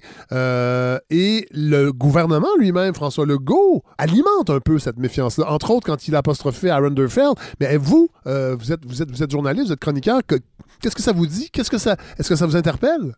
Oui, bien, je dirais qu'il y a peut-être deux facettes là-dedans. Parce que le public a aussi découvert un peu comment le métier fonctionnait. Hein? Parce qu'avant, la population ne voyait pas comment les points de presse se déroulaient. Et puis, un journaliste, et moi-même, je le fais souvent, des fois, les journalistes, on va poser des questions qui ont l'air complètement naïves, mais c'est parce qu'on veut la réponse. On veut savoir comment... Là où la politicienne va répondre à cette question qui a l'air naïve, mais la réponse va nous donner énormément d'informations parce que nous, on a un autre morceau du casse-tête qu'on ne présente pas, évidemment, dans notre question. Mais on a besoin de l'autre morceau du casse-tête. Donc, évidemment, la population découvre ça. Donc, des fois, l'impression que le journaliste pose une question niaiseuse ou ne fait pas bien son travail, mais la population ne voit qu'une partie du travail journalistique. Donc, évidemment, ça vient jouer sur la perception, là, pour le meilleur et pour le pire. Mais aussi, oui, le gouvernement, je dirais, et particulièrement le gouvernement Legault, moi, ça me rappelle certaines tendances que le gouvernement Harper avait aussi. Il n'aime pas tant la critique, il aime contrôler l'information, il aime contrôler son message, en fait. Donc, si un journaliste vient un peu défaire le message que lui essaie de bâtir, on sent que ça vient le piquer et il ne s'est pas gêné de faire quelques attaques. Et c'est malheureux parce qu'en fait, c'est une attaque envers la démocratie. À un moment donné, un premier ministre doit répondre de ses choix, de ses décisions, de ses politiques. Et si sa façon de répondre, c'est de répondre par une attaque au lieu d'expliquer ses choix, ben soit ça démontre une faiblesse peut-être de sa politique ou ça démontre une faiblesse d'expliquer peut-être ses décisions ou une faiblesse de sa politique. Et ben voilà, c'est dommage. Et d'autant plus qu'on disait tout à l'heure que en plus, je dirais ce lien d'opposition et de relations avec les journalistes a diminué avec la pandémie. Donc, si en plus on répond avec des attaques, ça s'effrite encore plus. Dans votre livre, vous faites preuve de beaucoup de transparence parce que vous parlez de votre situation de précarité, entre autres. Il y a un passage où vous dites que, bon, j'étais quand même sur plusieurs tribunes, j'étais impliqué à la Fédération des professionnels des journalistes. Les gens avaient l'impression que, entre guillemets, ça roulait vos affaires. Et vous avez avoué que cette année-là, vous avez fait 38 000 $, ce qui était votre meilleure année.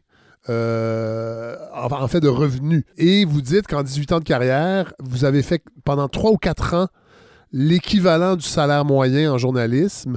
Et vous dites que ça, si vous n'êtes pas le seul, il y a beaucoup de travailleurs autonomes dans le monde du journalisme. En fait, vous dites que c'est peut-être un des secteurs, un des métiers où il y a la plus grande disparité entre les membres d'une même profession. Oui, avec peut-être les artistes. Là. Une grande disparité aussi. Mais moi, je suis quand même fasciné parce que je ne pense pas que d'autres professions, 2 personnes qui ont la même expérience, qui font le même métier pour les mêmes tâches, ont une différence de peut-être 3 fois le salaire. Alors que dans les médias, on peut le voir si tu travailles pour un média indépendant comme journaliste versus quelqu'un qui est peut-être à la presse. Peut-être que le journaliste à la presse fait 3 fois le salaire de lui qui est dans un petit journal en région, alors que la région a autant besoin de journalistes que Montréal ou la presse d'un point de vue national. Et c'est un problème. Et c'est aussi un problème parce que à chaque compression, ben, on demande un peu aux journalistes d'en faire plus. Des fois, on va même des fois couper les salaires ou on va cesser les augmentations de salaire. Donc, Donc, c'est toujours les journalistes qui absorbent, malheureusement, ce travail de plus ou le sacrifice à faire pour que le média puisse continuer, mais jusqu'où on va aller. Oui. Et c'est sûr que si on n'arrive pas à faire en sorte que les journalistes puissent vivre décemment, ben soit ils vont quitter le métier, soit ils vont se brûler, ou soit ils vont perdre leur motivation, ou soit ils vont tourner les coins ronds parce qu'ils vont perdre ce désir aussi de... C'est une vocation quand même, le journalisme. Oui. Si tu vis dans la précarité, ta vocation, elle va s'éroder. Donc, et si le journaliste perd tout ça, ben c'est la qualité de l'information aussi qui se perd. Et je pense que c'est important comme industrie qu'on arrête de toujours compter sur cette espèce de vocation des journalistes qui va faire en sorte que, OK, ben on va survivre parce que nos journalistes vont en donner plus. OK, mais là, ça fait 15-20 ans que les journalistes en donnent plus. À un moment donné, je pense qu'il faut arrêter puis s'assurer que les journalistes aient un minimum de vie décente. Ouais. Et moi, ça allait de soi que si j'allais l'évoquer, ben oui, j'allais parler de ma propre situation parce qu'elle ressemble à plusieurs autres. Ouais. Et je ne l'ai pas non plus. Souvent, c'est un problème, je pense, dans le métier, où c'est un sujet qui est tabou. Donc, on fait comme si, nous, ça va bien, mais on sait pour les autres, ça va mal, mais moi, ça va bien. Ouais. Ben non, je pense qu'on est, soyons francs, là, arrêtons de faire semblant. Voilà, fait que moi, je trouvais que c'était tout à fait honnête dans le processus de baisser la garde. Je dis, ben voilà, moi aussi, toutes les autres, il y a des années, j'en ai arraché beaucoup. Oui. Voilà. Bon, vous dites la création des coopératives, des quotidiens de Capital Média pourrait ajuster le tir, corriger le tir par rapport à ces disparités-là. Est-ce que c'est quelque chose qu'on en a tenu compte quand on a créé la coopérative? C'est quand même un nouveau modèle d'industrie médiatique pour des journaux, entre autres, le mode coopératif. Est-ce qu'on a réussi quand même à amoindrir un peu cette disparité-là, à votre avis? Ben, je dirais dans une certaine mesure, oui, mais c'est sûr que là, les coopératives ont environ un an là, en ce moment. Ouais. Donc, je dirais que c'est encore quelque chose qui est en construction. Et c'est quelque chose qui est encore, je dirais, c'est encore présent dans les discussions, justement, de comment améliorer, justement, tout ça. Ouais. La volonté est là, mais après ça, combien de temps ça va prendre? C'est sûr que chaque journal avait sa façon de faire. C'est un nouveau modèle, il faut bâtir ce modèle-là. Donc, il y a énormément d'éléments, mais moi, j'ai quand même confiance de ce que je vois de l'interne des coopératives que d'ici quelques années, 5-10 ans, je ne sais pas combien de temps ça va prendre, mais je pense que oui. La volonté, elle est là. Après ça, c'est de trouver comment le faire et combien de temps ça va prendre. Mais je sens cette volonté de faire en sorte que, OK, justement, nous, comme employés, on sait acheter nos médias. Ben, je pense que la moindre des choses, qu'on prenne soin de nous. Ben donc, je pense que c'est quelque chose qui va se bâtir au fur et à mesure des années. Et je pense que ça va pouvoir aussi peut-être inspirer d'autres médias ou peut-être montrer à d'autres journalistes qui, des fois, endurent certaines conditions. De dire, OK, tu sais, il y a peut-être une autre façon de faire. Et moi, ça, je trouve ça vraiment important. Ben oui. Vous y allez de phrases quand même assez, ou de jugements, en fait, assez percutants dans votre livre. Entre autres, vous dites que les médias sont responsables de la crise de confiance des médias. Ils ont failli à la tâche. Et là, je vous cite, « Jusqu'où les médias ont-ils laissé des journalistes et commentateurs dire n'importe quoi pour que le lectorat se méfie autant? » C'est quand même une phrase lourde de sens. Oui, ben je peux l'expliquer aussi. Ben oui, allez-y. Bon, je vais prendre un exemple. Là, c'est pas parce que là, je prends cet exemple-là, mais ça ne veut pas dire que c'est le seul cas au Québec. Là. Oui. C'est le plus fréquent. Mais si on prend, par exemple, Québécois, moi, ce que j'observe, c'est que beaucoup de gens vont critiquer la qualité de certaines chroniques ou les propos ou la justesse que dans certaines chroniques, mais en critiquant ces chroniqueurs-là, ben ils mettent dans le même sac tous les journalistes, toutes les personnes en fait qui travaillent. Mais c'est un bon exemple, Michaël Bergeron, parce que on sait la panoplie de ceux qui s'occupent de l'opinion au Journal de Montréal fait de l'ombrage, dans le fond, au bureau d'enquête, à des gens comme Charles Le Cavalier, à des... vous donnez l'exemple aussi de Daphné Dion-Vien, des journalistes qui font un très bon travail, un excellent travail, mais qui sont victimes, en fait, des papiers de Denise Bombardier ou de Richard Martineau ou de Mathieu Bocoté. Je dis victime, on me sent guillemets, là, mais... Oui, c'est ça, mais moi, je passe beaucoup de temps, souvent, justement, quand j'entends ce genre de critiques-là sur des chroniques, à dire, OK, je comprends tes critiques, mais je veux dire, les journalistes à côté, ils font du bon travail. Tout à fait. Tu prends le temps de différencier ce qui est la chronique versus justement le bureau d'enquête. Oui. Le journalisme est bien fait. Bon, après ça, peut-être des fois, il y a du titrage qui sont plus sensationnels, mais ça, c'est pas les seuls. Mais Mais c'est ça, je pense qu'il faut prendre le temps de différencier. Mais en même temps, Québécois, je me dis, s'ils laissent autant de lousse à leurs chroniqueurs, ben si ça nuit à leur salle de nouvelles, sont-ils vraiment gagnants au bout du compte? Est-ce que ça aide vraiment à donner cette image d'un travail rigoureux, de qualité? Ben, je pense que peut-être un questionnement à faire surtout de la haute direction de Québécois, mais je pense que c'est la même chose aussi pour d'autres médias qui aiment bien jouer sur la carte de la sensation pour attirer le lectorat, puis je peux comprendre, mais il faut se poser après ça la question aussi sur quelle image ça donne sur la qualité, la rigueur et sur le travail des autres personnes du média. Et cette question-là, je pense qu'elle n'est pas là assez souvent. Là. Tout à fait. Vous donner deux bons exemples. La polémique entre Richard Martineau et Daniel Weinstock, qui est arrivée il n'y a pas si longtemps, et celle de Mario Dumont avec la position de Québec solidaire sur les motoneiges aussi, où on a fait, dans le fond, du kilométrage dans l'indignation, alors que dans les faits, si on s'en serait tenu aux faits, il n'y aurait pas eu ces polémiques-là. Non, et un autre, je dirais... excusez-moi, Michael, je termine la parenthèse, mais dans le cas de Richard Martineau et Daniel Weinstock, peut-être nous rappeler ce qui s'est passé, mais c'est que ça a eu un impact jusqu'aux politiciens qui ont réagi sur une fausse polémique. Ben voilà, en fait, Richard Martineau a prétendu que le philosophe, le professeur, avait une position sur l'excision. Il ne l'avait pas. En fait, Richard Martineau a cité hors contexte une participation de Daniel Weinstock, c'est ça, dans une conférence. Voilà. Et ben ceci a fait en sorte que le gouvernement, la journée même de la sortie de la chronique, a décidé d'exclure le professeur d'un forum sur l'excision, sans même vérifier si c'était vrai, sans même discuter avec Daniel. Donc, évidemment, les médias peuvent avoir un grand impact, mais le problème après, c'est qu'il n'y a rien n'a été vérifié. Et ensuite, ben, tout ce qu'il y a eu, c'est un petit mot pour dire il manquait de précision, il n'y a même pas eu d'excuse face à tout ça. Et voilà, puis c'est comme si c'était rien passé. Et pourtant, et ça, ben là, c'est toujours l'ironie, mais pourtant, on voit Richard Martineau déchirer ses chemises sur des cas qui sont bien moins graves, qui ont eu bien moins d'impact. Alors, ben après ça, c'est peut-être l'appel à la cohérence. Oui, mais ça, c'est pas notre hasard. Non, c'est ça. Mais oui, c'est un exemple flagrant. Et là, bon, il y a celui-là, mais tu sais, des fois, il y a plusieurs cas similaires, mais des fois, qui n'ont peut-être pas un impact aussi grand que d'être exclus d'un forum du gouvernement. Mais il y a des gens qui, des fois, pour rien, pendant une semaine, vont recevoir des courriels ou des propos haineux parce qu'un chroniqueur va sous-entendre quelque chose qui n'est pas vrai.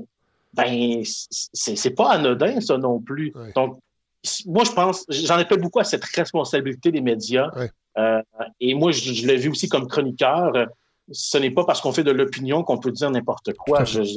Il y a une responsabilité Les médias ont un pouvoir et tout pouvoir vient avec responsabilité. Puis il ne faut pas oublier ça. Oui, tout à fait. D'ailleurs, vous vous demandez si ces gens-là, les Richard Martineau, Éric Duhem et Mario Dumont de ce monde, ne l'échappent pas, l'échapper dans le sens qu'ils, des fois, ne vont pas trop loin parce qu'ils sont trop en ondes. C'est-à-dire qu'ils doivent fournir. Richard Martineau, je ne sais pas combien de chroniques il fait par semaine, plus ses apparitions à la télé.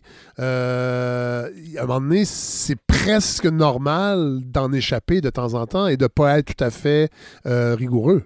Oui, et en fait, ce que je trouve dommage, c'est que quand on utilise ça pour l'excuser, alors que pour moi, ça devrait plutôt être, bon, c'est peut-être le signe qu'il faudrait y enlever un peu, là. Parce qu'effectivement, je ne vois pas comment quelqu'un peut être sur autant de tribunes et avoir des heures à accorder pour...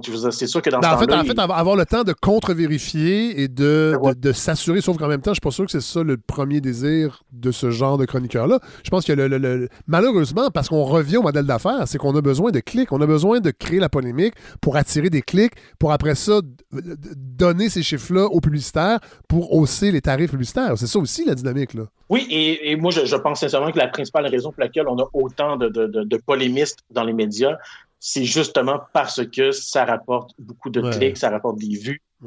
C'est pas tant pour une question idéologique, c'est vraiment plus parce que, ben voilà, ça rapporte.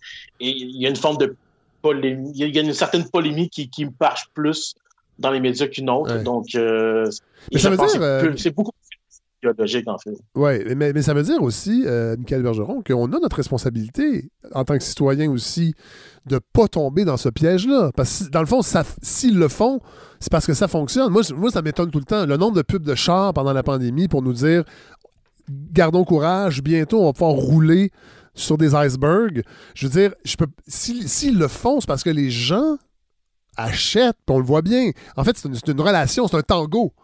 Mais il faudrait se poser plus la question en tant que citoyen de ne pas embarquer un peu dans ce tango-là, justement. Oui, ben c'est sûr que oui, il y a une forme de danse, même si je pense quand même les médias, des fois, prenons un exemple, ils ont un chroniqueur qui est très polémique et à côté, ils ont un article qui est beaucoup, beaucoup plus juste et nuancé sur le même sujet. Ouais.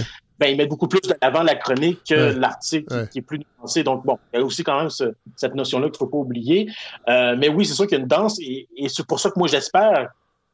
Avec mon livre, je voulais aussi vulgariser comment ça fonctionnait, les coulisses dans les médias, pour que la population, justement, comprenne et puisse être plus active dans ses choix ou puisse même participer à ces discussions-là. Parce que je reviens à ça, les médias sont une partie importante de la démocratie, comme l'est la justice, comme l'est l'éducation, comme l'est le pouvoir municipal ou le gouvernement.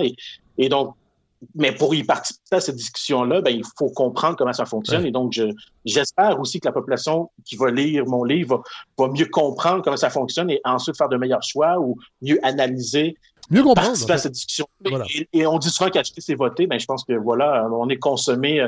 Les médias, ça vient aussi un peu à vivre sa citoyenneté. Donc, j'espère que la population va mieux comprendre. Puis je pense que les médias, on gagnerait à être beaucoup plus transparent sur comment on fonctionne aussi. Ça, c'est vrai. C'est une excellente observation. Autre problème intéressant que vous suggérez justement dans votre livre, que vous soulevez dans votre livre, c'est ce désir des médias de vouloir présenter à tout prix les deux faces d'une médaille. Puis ça, on l'entend beaucoup. On a l'impression, en fait, que ça vient avec l'objectivité. Il faut absolument proposer les deux côtés à une même médaille, ce qui fait que, parfois, on va inviter un scientifique pour parler d'environnement, mais qu'on va aussi inviter un climato-sceptique. Et moi, ça m'a fait penser, il n'y a pas si longtemps, à l'émission Pénélope, à Ici Première, on a invité un chercheur, entre guillemets, de l'Institut économique de Montréal. Je pensais qu'on avait arrêté ça, mais il semble je sais qu'à la BBC, ils ne le font plus, mais cette fausse apparence d'objectivité finit par faire circuler des idées qui n'ont pas de validité scientifique, entre autres. Ben, en fait, un des problèmes, c'est que, il n'y a pas toujours deux facettes. Des fois, effectivement, voilà, je ne considère pas que les climato-sceptiques sont l'autre facette de la crise climatique. Mais non. Donc, voilà, il n'y a pas deux facettes ici. Et des fois, dans d'autres situations, il y en a 36 facettes. Il n'y en a pas seulement deux. Il y a plusieurs façons d'aborder, il y a plusieurs angles. Et donc, oui, des fois, cette idée de dire, OK, on invite une position, donc il faut absolument éviter l'idée inverse. Ben non, des fois, l'idée inverse est juste pas valide. Elle ne fonctionne pas. Je ne peux pas croire, par exemple, qu'on inviterait les frères Tadros pour un débat sur la vaccination. À un moment donné, ils n'ont pas de crédibilité. Ça ne fonctionne pas. Ce n'est pas une autre facette par rapport à la vaccination. Donc, je pense effectivement, des fois, ça ouvre la porte à valider, en fait. C'est comme si telle position devenait valide parce qu'on leur donne une tribune. Tout à fait. Mais alors que non, cette position-là n'est pas valide. Et donc, les médias, je pense qu'on doit se poser un peu plus la question. Et bon, malheureusement, là, je dis ça et je le sais que c'est souvent dans l'urgence. Puis des fois, l'émission a à peine une demi-heure pour booker ses invités. Puis ça se fait rapidement. Mais ça serait le fun, justement, d'avoir les moyens, d'avoir ce temps-là de réfléchir. OK, quelles sont les positions qui sont valides et lesquelles permettrait d'avoir un vrai débat intéressant et non pas juste, on a un anti, on a un pour, on a le débat. Donc, qu'est-ce qui enrichirait vraiment le débat public? C'est ça qu'on devrait se poser comme média. Comment enrichir le débat public et non pas juste, on a un pour, on a un contre, qui est un peu limité, en fait. Tout à fait. On va parler de représentativité, de diversité, entre autres, parce que vous posez des questions, entre autres, et on parlait tantôt de comprendre comment fonctionnent les médias. Vous donnez l'exemple de privilèges que certains journalistes ont de côtoyer le pouvoir, entre autres, et comment ça peut être problématique. Et parce que là, ça stratifie les journalistes, en fait, dans certaines classes. Et vous le dites, il y a des journalistes qui sont contents aussi, qui sont bien là-dedans et qui entretiennent ça. Tout à fait. Et je veux dire, on l'a dit, les médias, c'est un lieu de pouvoir, et donc tout lieu de pouvoir peut venir avec des avantages. Des fois, ils viennent juste flatter l'ego, même s'il n'y a pas d'avantages concrets. Il y a des gens qui, juste l'idée d'être proche du pouvoir, c'est en masse pour flatter leur ego et gonfler leur tête. Même si la plupart des journalistes agissent dans l'ombre, je pense que bien des gens ne connaissent pas le nom ou les visages des journalistes. Il y en a certains qui sont des journalistes vedettes. Et ce n'est pas évident de rester les pieds sur terre quand tu tombes dans cette situation-là parce que les gens te reconnaissent, tu te fais féliciter. Oui, des fois, tu reçois aussi des commentaires pas très joyeux, mais tu reçois aussi beaucoup d'amour et tu gagnes une sorte de confiance de la part du public. Et c'est difficile à ce moment-là de rester les pieds sur terre. C'est difficile de rester connecté aussi à la population et non pas de s'enfermer dans cette bulle-là qui se fait un peu tout seul. Là, mais c'est dur de résister à cette bulle-là. Donc, je pense que c'est important de le rappeler, ça aussi. Puis... Oui, parce que les médias, en fait, c'est parce qu'il y a une relation aussi entre les journalistes, entre autres, qui couvrent le politique, les politiciens vont leur couler de l'information aussi pour se servir des journalistes dans le jeu politique. Ça, c'est toujours fait. Et les journalistes le savent aussi. Là, je pense pas qu'ils sont manipulés, mais reste que on est en terrain quand même, je dirais, un peu dangereux parfois par rapport à ça. Parce que on va choisir de publier ou non, ou de dévoiler ce qu'on a appris ou non. Puis on l'a vu avec la pandémie. Le gouvernement Legault s'est servi parfois des médias comme ballon d'essai pour des mesures qui allaient être annoncées quelques jours ou une ou 2 semaines après. Tout à fait, effectivement. Oui, c'est même une de ces tactiques classiques. Là. Mais c'est sûr que le danger, je dirais, il y a des dangers parfois. La pression pour le scoop est énorme. Oui. Donc, des fois, oui, certaines personnes vont recevoir un scoop. Est-ce que la nouvelle est-ce que la nouvelle est si importante ou effectivement, est-ce que, des fois, c'est très visible là, que c'est un test de communication du gouvernement, mais ça va générer des clics. La nouvelle va être reprise. Donc, c'est bien tentant de le prendre, ce scoop-là, même si on sait qu'on joue le jeu du gouvernement. Oui. Donc, oui, il y a peut-être un problème là. Oui. Il y a aussi du fait qu'à un moment donné, être toujours dans l'institution, comme l'Assemblée nationale, c'est sûr que ça peut créer une distance aussi avec d'autres formes démocratiques. Je veux dire, la mobilisation citoyenne, c'est une forme de politique aussi. Les OBNL, pas tous évidemment, mais il y a des OBNL qui font de la politique. Donc, des fois, être toujours dans l'institution, ça peut un peu déformer le regard qu'on peut avoir par rapport aux autres formes démocratiques. Et ça aussi, c'est un piège ou c'est peut-être un danger je pense que c'est important de garder en tête. Là, évidemment, je dis ça, puis je pense pas que c'est pas la majorité des journalistes qui sont on s'entend. Non. Mais le danger. Oui. Parlons de diversité. Encore une fois, vous faites preuve de transparence. Vous le dites. Ex-prestataire, là, je vous cite, ex-prestataire de l'aide sociale, queer, gros, anarchiste et autodidacte. Je détonne souvent, je suis en marge et je suis continuellement marginalisé. C'est faire preuve de beaucoup de transparence d'écrire ça dans un livre. Oui, surtout comme journaliste, des fois, dire qu'on est anarchiste. Oui. Mais ça aussi, encore une fois, je trouvais que c'était important, étant donné que j'allais aborder la question de la diversité et du fait que certaines personnes sont marginalisées, même avec les meilleures intentions. Donc, c'est important de partager ma propre expérience. Oui, parce que c'est dans la partie de votre livre où vous dites qu'on a un problème de diversité dans les médias. Souvent, les journalistes, hommes ou femmes, vont être très majoritairement blancs, provenir d'universités prestigieuses, bien que, je ne sais pas au Québec comment ça se manifeste, parce que les écoles de journalisme ne sont pas toutes à McGill nécessairement non plus. Il y en a à l'UQAM, il y en a... en fait, le profil par rapport à l'élitisme universitaire, j'imagine qu'il est quand même plus contrasté. Reste que c'est vrai que c'est des gens qui viennent du même milieu, mais en même temps, c'est un peu un passage obligé, l'université, pour décrocher un poste de journaliste à temps plein. À moins que je me trompe. Ça fait partie de beaucoup des critères de base, effectivement. Des fois, les journalistes... Est-ce que c'est problématique pour vous, ça? C'est problématique.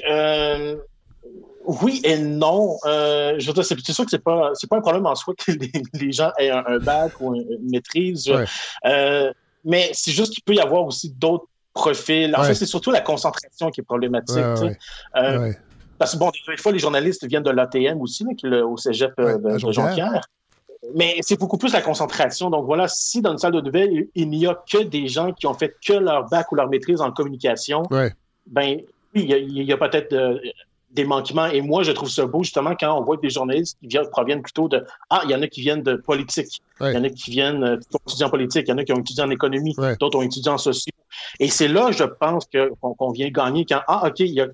ce n'est pas que le même profil. Donc, le problème n'est pas tant l'exigence de base qui est demandée, c'est correct, mais c'est juste d'avoir cette capacité d'ouvrir la porte aussi à d'autres profils qui parfois peuvent être pertinents et tout aussi intéressants. Donc, c'est plus de garder la porte ouverte qui est important. Mais là, en 18 ans de métier, vous avez vu la profession évoluer. Est-ce que vous avez l'impression qu'il y a du changement? Puis je sais que c'est une question, entre autres, François Cardinal était à l'émission Dans les médias il n'y a pas si longtemps et s'est fait poser cette question-là sur la diversité, entre autres, et sur la mince ligne entre l'objectivité et le militantisme en journalisme. Puis c'est vrai que quand je lisais ce passage-là, cette partie-là de votre livre, vous dites, il y a peut-être pas assez de journalistes issus, entre autres, de milieux peut-être plus modestes pour être capables de témoigner de façon plus réaliste des enjeux de pauvreté, entre autres. Quand on parle de racisme systémique, ça serait peut-être intéressant que ce ne soit pas juste des journalistes blancs, entre autres. Mais est-ce qu'il n'y a pas un danger de s'éloigner d'une certaine objectivité et de flirter avec le militantisme? Je sais que c'est peut-être pas la bonne façon de poser la question parce que je pense pas que c'est un ou l'autre. Là. Il y a une gradation. Mais avez-vous l'impression qu'il faut absolument être issu d'un groupe en particulier pour être capable d'en témoigner correctement? Non. Non, c'est ça la question. Je pense que un journaliste blanc peut parler de racisme, mais c'est juste que si ce n'est que des journalistes blancs qui parlent de racisme, c'est là qu'il y a un problème. Oui. Il y a des angles qui ne seront pas couverts, c'est sûr. Voilà, donc pour moi, c'est pour ça que c'est important qu'il y ait une diversité. C'est pas pour que chaque situation soit toujours couverte par des gens qui ont vécu la situation. C'est pas ça la question. Mais c'est de s'assurer qu'il y a une diversité qui fait en sorte qu'on vient au moins contrebalancer certains biais. C'est plus pour avoir une bonne moyenne au bâton que s'assurer que chaque cas soit... Moi, dans ma tête, c'est pas l'idée que le racisme peut être traité que par des personnes racisées et que la pauvreté... C'est pas ça l'enjeu, selon moi, mais c'est s'assurer qu'il y a une bonne moyenne au bâton. Et si une salle de nouvelles n'est que des journalistes...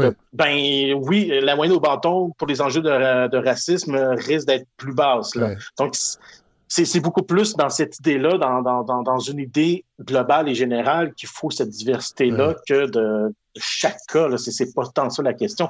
Et après ça, sur le militantisme, un journaliste qui est bien fait ne sera pas dans le militantisme. Il y a une différence avec l'opinion. Là, on revient à peut-être la chronique et l'opinion. Puis oui, certains chroniqueurs sont dans l'opinion qui est beaucoup plus militant que journalistique, mais là, on tombe dans cette diversité que peut être la chronique. Mais le journalisme en soi, s'il est bien fait... on ne tombera jamais dans le militantisme. Voilà, exactement. Avez-vous l'impression, qu'il y a un chemin qui a été fait par rapport à la diversité? Je sais que la presse, entre autres, offre des bourses pour attirer des candidats issus de la diversité. Radio-Canada aussi, je pense, le met de l'avant. Parfois, il y en a qui trouvent que c'est trop. On l'a vu dernièrement là, avec ses formations à l'interne où je pense que c'est Sophie Durocher qui a reçu des captures d'écran. Puis je pense qu'elle a fait 3 articles là-dessus, courroucés. Il y a quand même des gens il y a quand même un mouvement à ce niveau-là. Ça bouge. Il y a un mouvement. Puis moi, ça fait quand même plusieurs années que je parle du manque de diversité dans les médias. Il y a eu de l'avancement. Reste qu'il y a quand même une forme... on revient au racisme systémique dans le sens que, oui, il y a des journaux ou des médias qui vont engager de plus en plus de personnes racisées ou issues des minorités. Mais il y a encore des plafonds de verre. Donc, parfois, ces personnes-là vont rester dans des rôles précaires plus longtemps où il y aura moins des mandats alléchants ou intéressants. Toujours cette dynamique-là. Vous parlez de tokenisation de ces personnes-là, c'est-à-dire qu'on les met là pour répondre à des critères, comme une espèce de vitrine pour dire qu'on est ouvert, mais dans les faits, comme vous le dites, les dossiers plus attrayants ou les chances de promotion ne sont pas nécessairement au rendez-vous. Oui, et c'est pas nécessairement parce que c'est l'intention de l'employeur. C'est souvent d'une manière inconsciente. Tout à fait. Mais voilà, mais c'est là pareil, effectivement. Donc, moi, c'est là-dessus que j'entends de plus en plus de critiques ou de plaintes qui viennent de personnes racisées qui travaillent dans les médias. C'est qu'ils disent, OK, on nous a fait une place, mais une fois à l'intérieur de la place, on n'a pas tant de place. Donc là, c'est peut-être là-dessus qu'il y aura peut-être du travail à faire. Mais en même temps, il y a d'autres endroits qu'il faut encore augmenter la diversité de base, donc juste en inclure. Donc, il y a du travail sur différents niveaux à faire selon quel média. Mais il faut même y aller plus profondément parce qu'après ça, il y a des employeurs qui me disent oui, mais il n'y a pas tant de diplômés qui sont issus des minorités. OK, mais là, on en revient au problème du racisme systémique. Pourquoi il n'y a pas tant de personnes, des minorités qui vont étudier en communication ou en journalisme? Ben, peut-être qu'il y a un problème de société. Donc, là, évidemment, il y a quelque chose qui est plus grand que le simple... Qui échappe aux médias. Ouais. Voilà, mais reste qu'il faut en parler, puis à force d'en parler, ben, peut-être qu'on va trouver des façons d'inclure plus de gens dans les études, puis donc ensuite, ça se répercute dans les médias. Chose intéressante aussi dans cette partie-là, vous parlez de... Puis c'est vrai qu'on l'entend tout le temps, que les médias sont un repère de gauchistes. Ça, on entend ça depuis des années. À une certaine époque aussi, on disait que Radio-Canada était un repère de souverainistes dans les années 80. Là, c'est plus et vous démontrez que ça repose sur rien. En fait, c'est l'inverse, d'une certaine façon. Ben, en fait, c'est que le modèle économique n'est pas fait pour avoir des médias de gauche. Ben non, c'est ça. Fort. Ouais. Il y en a toujours, mais ils vont toujours rester indépendants, ils vont rester petits. Un média de gauche qui se met à critiquer toujours le système capitaliste, il n'y aura pas plein de publicités de McDonald's et de voitures. De char, ben non, c'est donc, ça. Voilà, donc le modèle économique ne permet pas ça. Donc, c'est sûr que moi, quand j'entends ces repères de gauchisme, ben, en fait, non. Et là, ça ne veut pas dire qu'il n'y en a pas des journalistes de gauche. Ce n'est pas ça, là.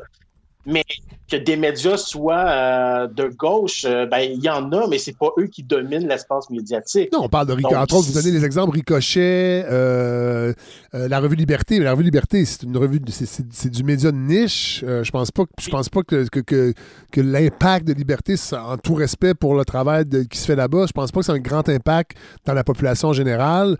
C'est pour ça que c'est toujours étonnant qu'on entende encore cette... Puis on l'entend régulièrement, là, puis on la lit dans les médias sociaux, en fait, que les médias sont toujours trop à gauche, puis c'est pas vraiment le cas, au contraire, même. Ben moi, ça me fait un peu penser quand la même personne dit sur 10 tribunes qu'elle est censurée. C'est comme, bon, voilà. peut-être pas si censurée que ça. Je trouve un peu la même chose. Ceux qui n'arrêtent pas de dire que les médias sont à gauche, c'est la plupart du temps ceux qui ont beaucoup de place et qui ne sont pas à gauche. Voilà. Donc, bon, à un moment donné, il y a peut-être un manque de perspective. Bon, parlons des solutions, parce que votre livre, c'est aussi ça.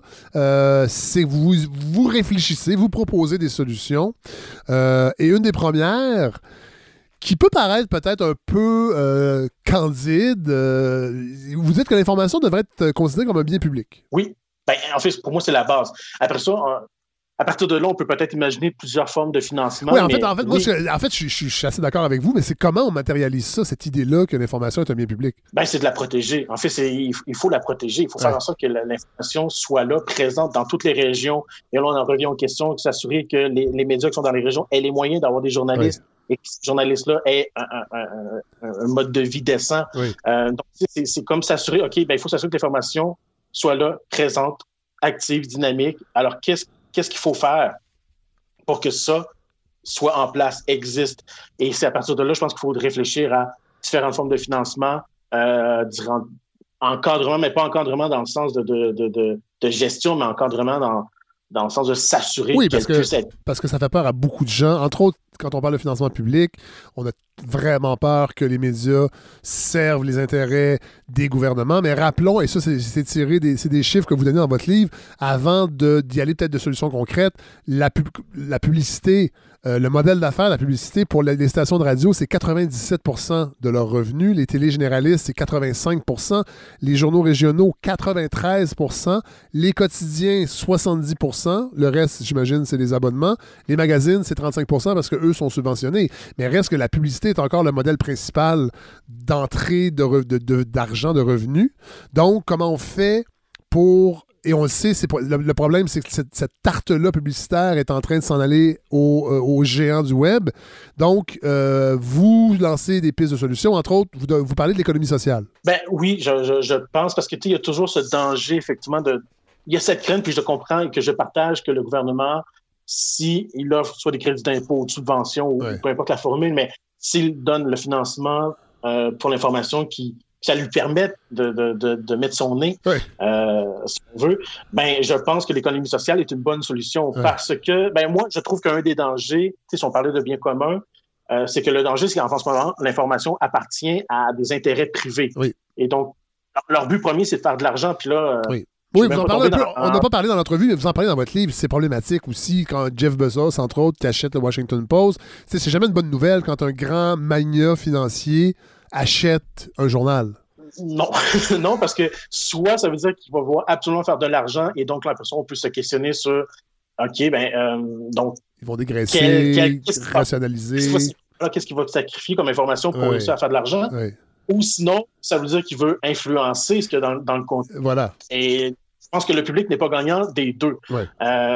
Donc, c'est pour ça que moi, je pense que l'économie sociale est une bonne avenue. Mais comment, mais Michael Bergeron, comment ça s'articulerait l'économie sociale concrètement dans une entreprise médiatique?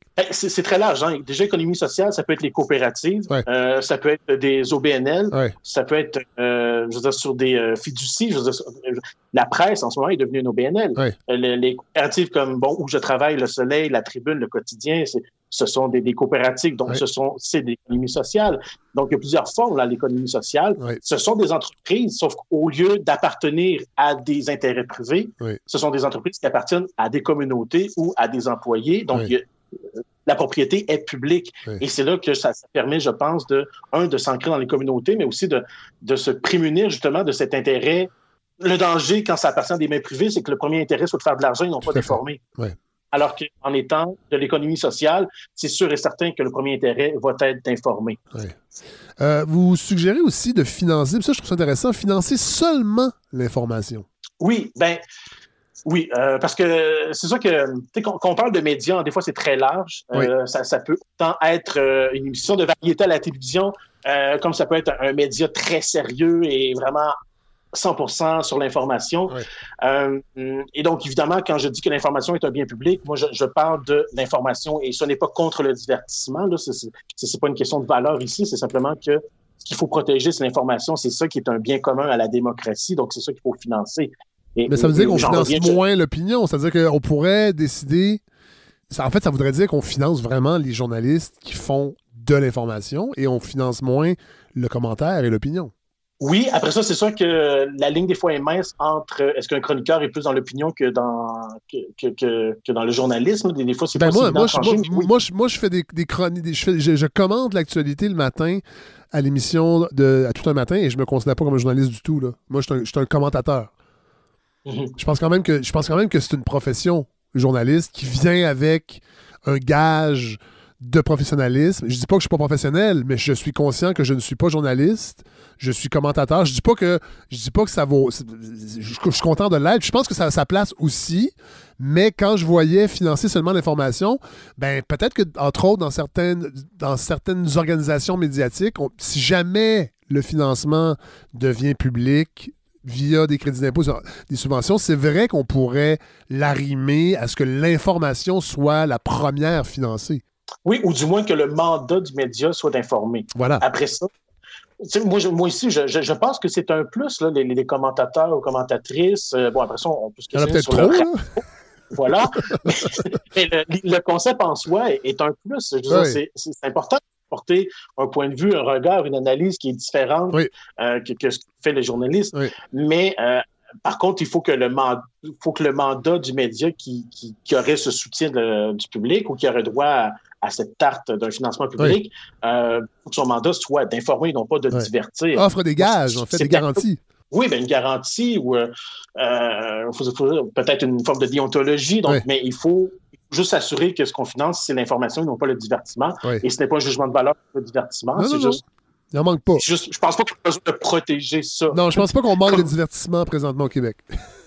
Non plus. Et financer l'information n'empêche pas qu'un média pourrait avoir des commentateurs et des trucs qui sont plus divertissement, mais peut-être que ça va équilibrer un peu plus justement le ratio.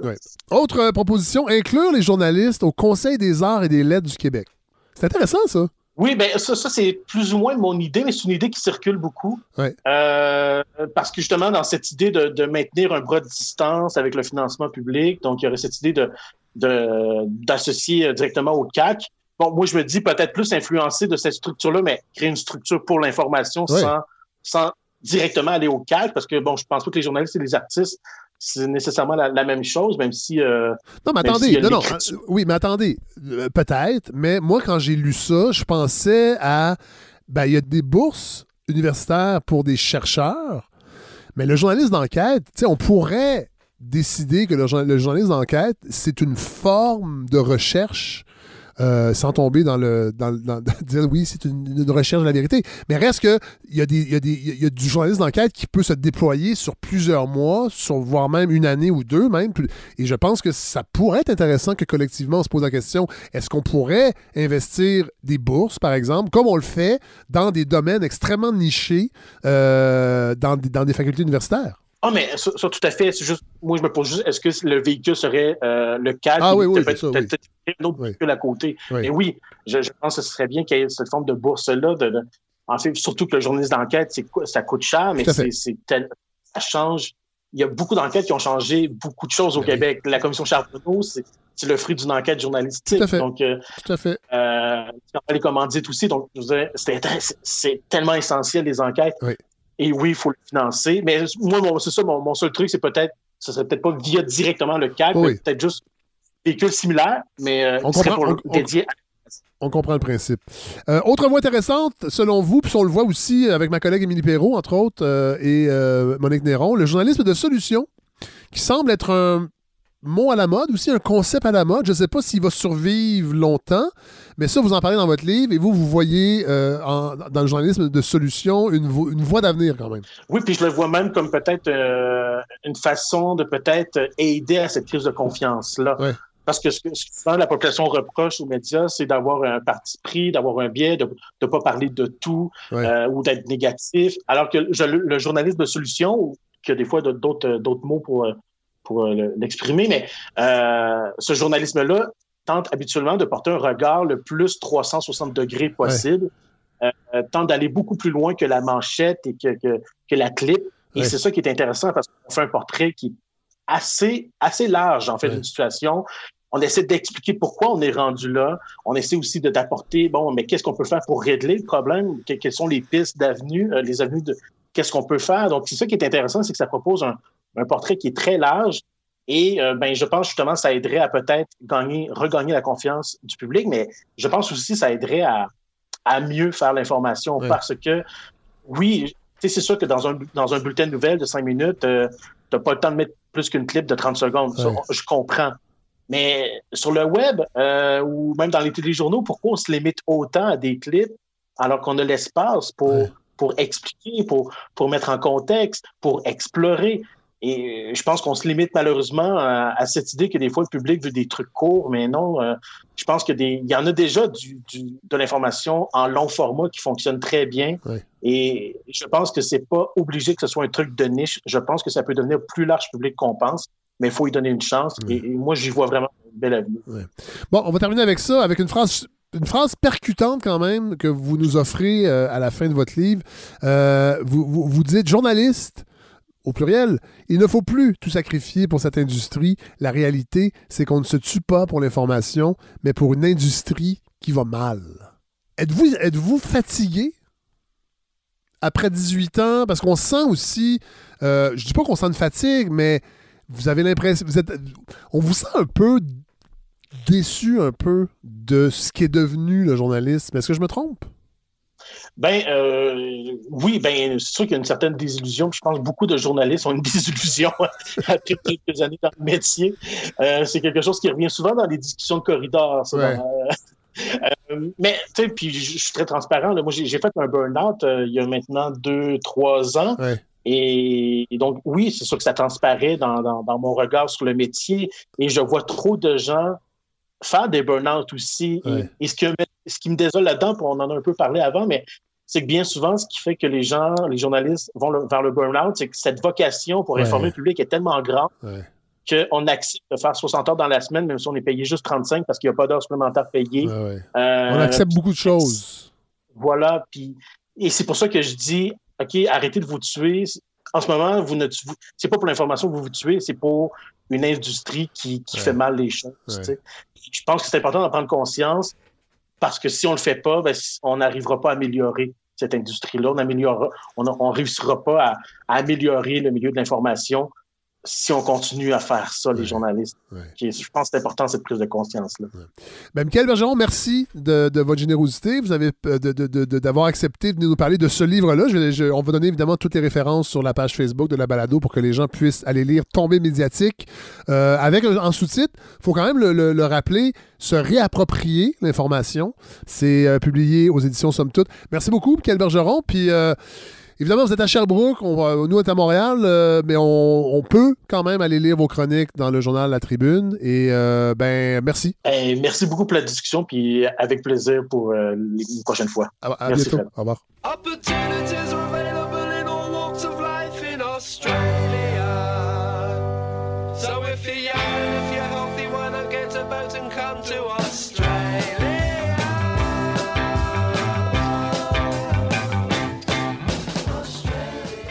Australia. Alors, on va rejoindre Jean-Sébastien Barbeau, docteur en sciences de l'information et de la communication. Salut, Jean-Sébastien. Bonjour, Frédéric. On s'est parlé il y a quelques temps. Vous êtes celui qui vient nous analyser ce qui se passe dans les médias avec un grand M, on peut dire ça. Et là, évidemment, avec ce qui se passe en Australie, avec Facebook, je trouvais que c'était un excellent prétexte pour vous envoyer une perche que vous avez saisie. Alors, on va parler de ce qui s'est passé parce qu'évidemment, c'est quelque chose qui a beaucoup animé les médias cette semaine. Puis j'avais envie qu'on prenne un peu de recul puis qu'on ait... puis je sais que vous avez suivi ça aussi. C'est pour ça que j'ai mis cette petite chanson-là des Kings, Australia. Et aussi, c'est parce que j'ai reçu l'album en cadeau, une première édition vinyle. Alors, je voulais plugger mon beau cadeau. Je suis un gros fan des Kings, moi. Groupe anglais qui est passé un peu sous le radar. Mais là, ce qui se passe en Australie avec Facebook, c'est pas passé sous le radar.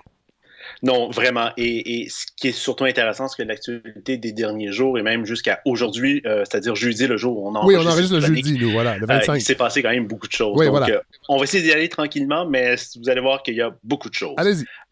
Donc, en Australie, Facebook a bloqué jeudi dernier le partage des contenus des médias d'information et a aussi bloqué les médias d'information sur la plateforme. Oui.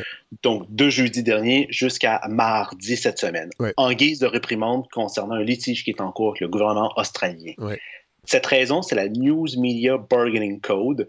C'est une loi qui oblige les plateformes à verser des redevances aux médias d'information pour la diffusion de leur contenu. Bon, alors c'est vraiment un bras de fer. C'est quelque chose que, évidemment, en tant qu'utilisateur de Facebook, oui, mais en tant que citoyen, c'est vraiment... Quand ça s'est apparu dans les médias, on s'est dit, bon, enfin, il y a un gouvernement qui met ses culottes et qui essaie de faire quelque chose face aux GAFA et Facebook, Google, mettons, parce que c'est les deux peut-être qui sont les plus visibles, là, mais enfin, on essaie de voir comment on peut légiférer pour que l'écosystème médiatique reçoive des redevances, en fait. C'est ça. Et comme on va le voir dans la suite des jours de l'opération, on voit que l'opération a un petit peu mal tourné pour Facebook d'un côté, un petit peu aussi pour le gouvernement. Ouais. Qui est vraiment gagnant, c'est pas super clair, parce que ce qui est arrivé ensuite à partir dans les premières heures où il y a eu le blocage, c'est qu'il n'y a pas juste eu les pages d'information qui ont été bloquées en Australie, ou même pour nous, parce qu'on ne pouvait pas voir les médias australiens sur Facebook. Ouais. Les pages apparaissaient vides. Ouais. Facebook avait aussi bloqué pendant quelques heures des pages du gouvernement australien, des groupes parentaux, des groupes de charité, le service météo, le ministère de la Santé, puis les services d'urgence. Puis pendant ce temps-là, la désinformation, elle a continué, ce qui est d'autant plus grave pendant la crise sanitaire et aussi pendant la saison des feux de forêt. Oui. Donc, ça passe, ça va très mal. Ça montre aussi comment on est rendu un peu dépendant des réseaux sociaux, alors que l'Internet n'appartient pas à Facebook. Alors, on se dit, ben oui, mais on a qu'à prendre d'autres canaux, mais non, c'est ça le problème, c'est qu'on se rend compte qu'on est complètement dépendant de ces plateformes-là. Oui, c'est une Facebook dépendance et on peut difficilement le laisser, on peut difficilement l'oublier. Ouais, c'est ça. Et de l'autre côté, les médias, ils veulent bien dire qu'on n'a pas besoin de Facebook, mais de l'autre côté, ils en ont quand même de besoin pour avoir de l'exposition, parce que les gens ont, au cours des dernières années, en fait des 15 dernières années, on a complètement transformé la façon dont on s'informe, la façon dont on va chercher l'information. On ne va plus nécessairement sur le site de l'information, mais on va sur le site on va sur Facebook pour aller la chercher. Donc, c'est un agrégateur d'informations et donc là, on est coincé. Mais c'est fascinant, Jean-Sébastien, parce que il y a l'aspect où des civils, là, des citoyens, vont partager une nouvelle qui est prise sur un abonnement, par exemple, au Devoir ou à la Presse, mais il y a aussi le Devoir et la Presse qui sont eux-mêmes présents sur la plateforme et qui diffusent leur information. Donc, et qui vont acheter de la publicité aussi. On a déjà parlé la dernière fois que vous êtes venu à la balado, c'est pour parler de publicité, mais Radio-Canada, entre autres, mais même Le Devoir, on achète énormément de publicité pour se faire voir sur cette plateforme-là. Et là, ben, quand Facebook fait des représailles, ben, ça a un impact gigantesque. Exact. C'est toute la question de comment on essaie de réguler Facebook. Est-ce qu'il y a une possibilité juste de pouvoir mettre un cadre de loi autour de ces entreprises? Visiblement, en Australie, ils ont trouvé une certaine solution. C'est une première dans le genre. Ça ne veut pas dire que ça va nécessairement marcher parce que le code, ce qu'il veut faire exactement, c'est de corriger un problème. Les plateformes ont changé notre façon de s'informer. Donc, en demandant aux plateformes de verser des formes de droits d'auteur ou de droits d'exposition à ces informations, sur le contenu, ça viendrait au moins compenser les pertes économiques pour les médias d'information. Parce que lorsqu'on se sert de Facebook ou même de Google, par exemple, et lorsqu'on va sur prenons Facebook d'un côté, on va sur le newsfeed, c'est le fil d'information, c'est le nom qui a été donné au fil d'information. On va sur le newsfeed, qu'est-ce qu'on a? On a des publications par nos amis, on a des vidéos de chats, on a aussi une chronique de Paul Journet qui défile. Et donc là, on voit la chronique de Paul Journet, on voit le snippet, donc ça veut dire le petit résumé qui est proposé par la presse, par exemple. On n'est pas obligé de cliquer dessus, on continue à défiler. Dans un temps normal, on serait allé sur le site de lapresse.ca, on aurait peut-être vu la chronique, on aurait sans doute cliqué dessus parce que ça nous intéressait, parce qu'on voyait pas grand-chose, en fait. On voyait juste le titre, puis on se dit, je vais aller voir qu'est-ce qu'il dit, le titre m'a l'air d'être assez intéressant. Sur Google, on voit à peu près la même chose. Allez sur Google Actualité et commencez juste à regarder le fil. C'est pas tout le monde nécessairement qui va sur Google Actualité. Et quand vous allez là-dessus, vous allez voir plein d'informations sans faire une recherche. Donc, l'algorithme vous propose une curation d'informations et vous allez cliquer un peu au hasard sur l'information. On se contrefiche un peu de quel site d'information sur lequel vous allez aboutir. Ce que vous voulez avoir, c'est l'information. Alors qu'avant, Google Actualité ou Facebook, on serait allé volontairement sur un site d'un média parce qu'on sait que ce média-là, on lui fait confiance et on décide de lire l'information. Alors que là, sur le Google Actualité ou sur les applications type Apple News+, ben, on sait plus vraiment sur quel média on va, on ne sait pas trop l'information qu'on gère. Donc, il y a vraiment... C'est problématique. Oui. On enlève beaucoup les aspects éditoriaux, tant visuels que éditoriaux au sens du contenu et ce qu'on veut, c'est juste du contenu. C'est juste alimenter de la machine et du contenu, et c'est ça qui est intéressant pour ces plateformes. Et le code vise un peu à corriger cet aspect-là en reconnaissant jusqu'à un certain point cette idée de contenu, mais au moins en disant vous avez profité, vous les plateformes, de ces contenus, donc redonnez votre juste part jusqu'à un certain point envers ces ayants droit que sont les entreprises médiatiques. Et là, comment ça fonctionne? Est-ce que c'est il y a une ponction? Comment ça se matérialise, en fait, ce versement des droits d'auteur aux médias en Australie? Alors là, c'est la partie qui n'est pas tout à fait clair encore. Je ne suis pas nécessairement aussi un expert en matière de droit et la loi a été votée au cours de la nuit dernière, dans la nuit de mercredi à jeudi. Donc là, il va y avoir l'installation du programme. Et en plus, il y a aussi une entente qui a été faite entre certaines plateformes, Google et Facebook, pour ne pas les nommer, en Australie, où ces plateformes ont actuellement un délai de 2 mois pour pouvoir établir des ententes un peu de gré à gré avec les entreprises médiatiques. Dans la foulée, mardi, lorsque il y a eu cette idée d'entente, de délai, Facebook a annoncé un premier partenariat avec le groupe Seven, c'est une chaîne de télévision en Australie qui est très grosse. Et Facebook dit en faire d'autres. Le problème, c'est que si ces plateformes ne maintiennent pas cette, j'ouvre les guillemets, contribution significative, définissez ensuite ce qu'on entend par contribution significative, le gouvernement pourra de nouveau imposer des sommes. Donc, il y a vraiment une espèce de valse qui va se dérouler, une surveillance assez proche qui va se faire entre Facebook, en fait, les plateformes et les différentes compagnies médiatiques. Parce que ce matin, la manchette, c'était Facebook va verser 1 milliard. Exact. Mais sauf qu'on ne savait pas, est-ce que c'est 1 milliard en Australie, partout dans le monde, pour un an, à tout gérer. C'était très flou, en fait. En fait, c'est 1 milliard de dollars à travers le monde sur une période de 3 ans. Et si on regarde de façon plus large, ils vont investir sur la période 2018 à 2024 1,6 milliard. Sauf que 1,6 milliard, c'est une somme qui est très modeste. Ben oui. Et au Canada, Facebook a déjà investi de l'argent par le passé. Ils ont investi jusqu'à 10 millions de dollars. Sauf que 10 millions de dollars, en fait, c'est pas beaucoup. Mais non. Juste pour vous donner une idée, la part de sociofinancement que cherche le journal La Presse cette année, c'est 5 millions. Mais là, voilà. Donc, le budget de Radio-Canada, c'est 1 milliard. Et quand vous dites investir, mettons, Facebook a investi 10 millions au Canada, ça se matérialise comment aussi, ces investissements-là? Est-ce qu'ils n'ouvrent pas une salle de presse avec un bureau physique à Montréal avec des journalistes? C'est quoi l'investissement? Ils achètent de la pub dans des médias? Comment ça se matérialise, cet investissement-là? Ils ont des petits programmes ici et là. L'un des derniers, c'était un espèce de programme avec de l'information locale pour pouvoir notamment essayer de mieux comprendre comment l'information se diffuse sur Facebook, essayer de trouver des nouveaux moyens novateurs pour rendre l'information plus de meilleure qualité, pas nécessairement de meilleure qualité, mais mieux la présenter sur Facebook. Il y a, et le problème, c'est qu'on ne sait pas toutes ces ententes, elles sont confidentielles. Et comme disait Jean-Hugues Roy dans d'autres tribunes, et j'ai pu lui parler cette semaine, le problème, c'est qu'avec Google, par exemple, c'est qu'il y a un préavis de 90 jours pour sortir du partenariat. Donc, il y a 90 jours il y a un 90 jours de préavis qui peut être donné en disant « on ne fait plus le projet ». Donc, ces ententes individuelles ne permettent pas un financement sécuritaire pour les médias. En fait, c'est comme des ententes commerciales, dans le fond. C'est qu'il n'y a rien de... Il n'y a pas de bâton, là. C'est comme on vous donne la possibilité de nous proposer un projet pour essayer de voir si vous allez être capable de verser des redevances. Il n'y a pas de... Il y a rien de coercitif, vraiment, là, de ce que je comprends. C'est pas très coercitif. Et l'exemple australien... au demeurant, quand même, c'est une première, c'est un premier exemple, c'est assez intéressant. Du côté de la France, on ne peut pas dire que c'est nécessairement mieux parce qu'eux aussi, ils ont un texte de loi similaire à l'Australie. Là-bas, c'est une politique française qui est née, qui découle en fait d'une politique européenne, et là-bas, ça s'appelle le droit voisin. Et là-bas, ils ont bien tordu la patente quand même. Okay?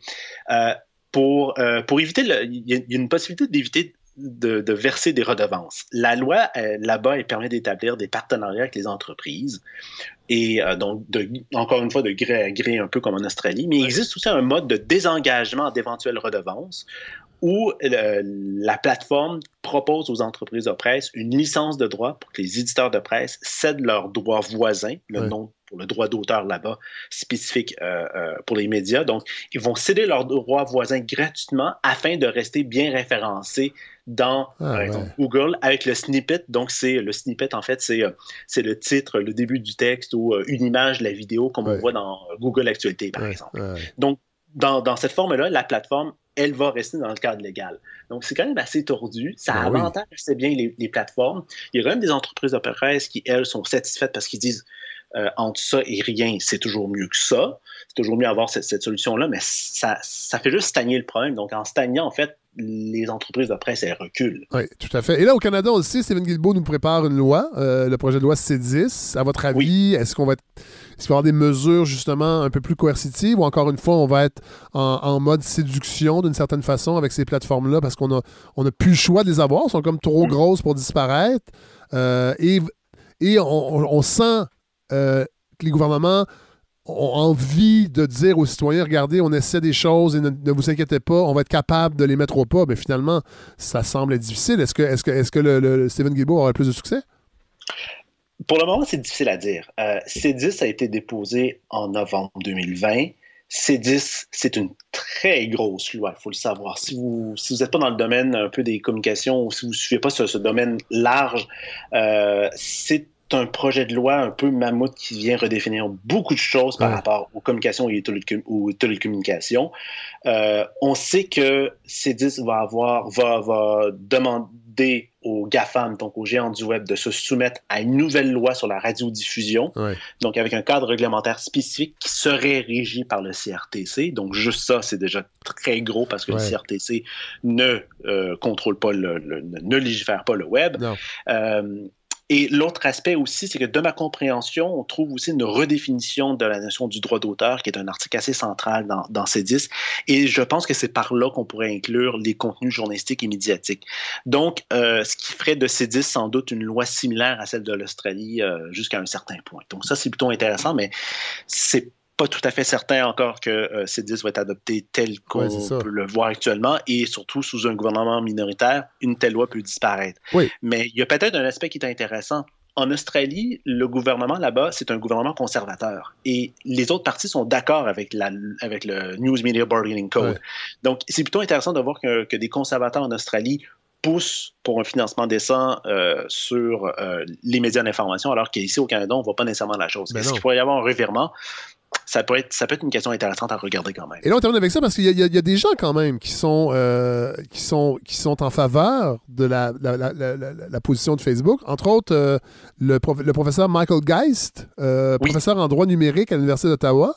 Michael Geist, allez-y. C'est une grosse tête en matière de droit de l'Internet au Canada, puis aussi à travers le monde. Et soit dit en passant, il a un excellent balado qui s'appelle Law Bites, qui est très high level en matière de droit de l'Internet et tout le reste. Donc, des fois, c'est même moi, des fois, j'ai un peu de mal à saisir où est-ce qu'il veut, où est-ce qu'il va aller.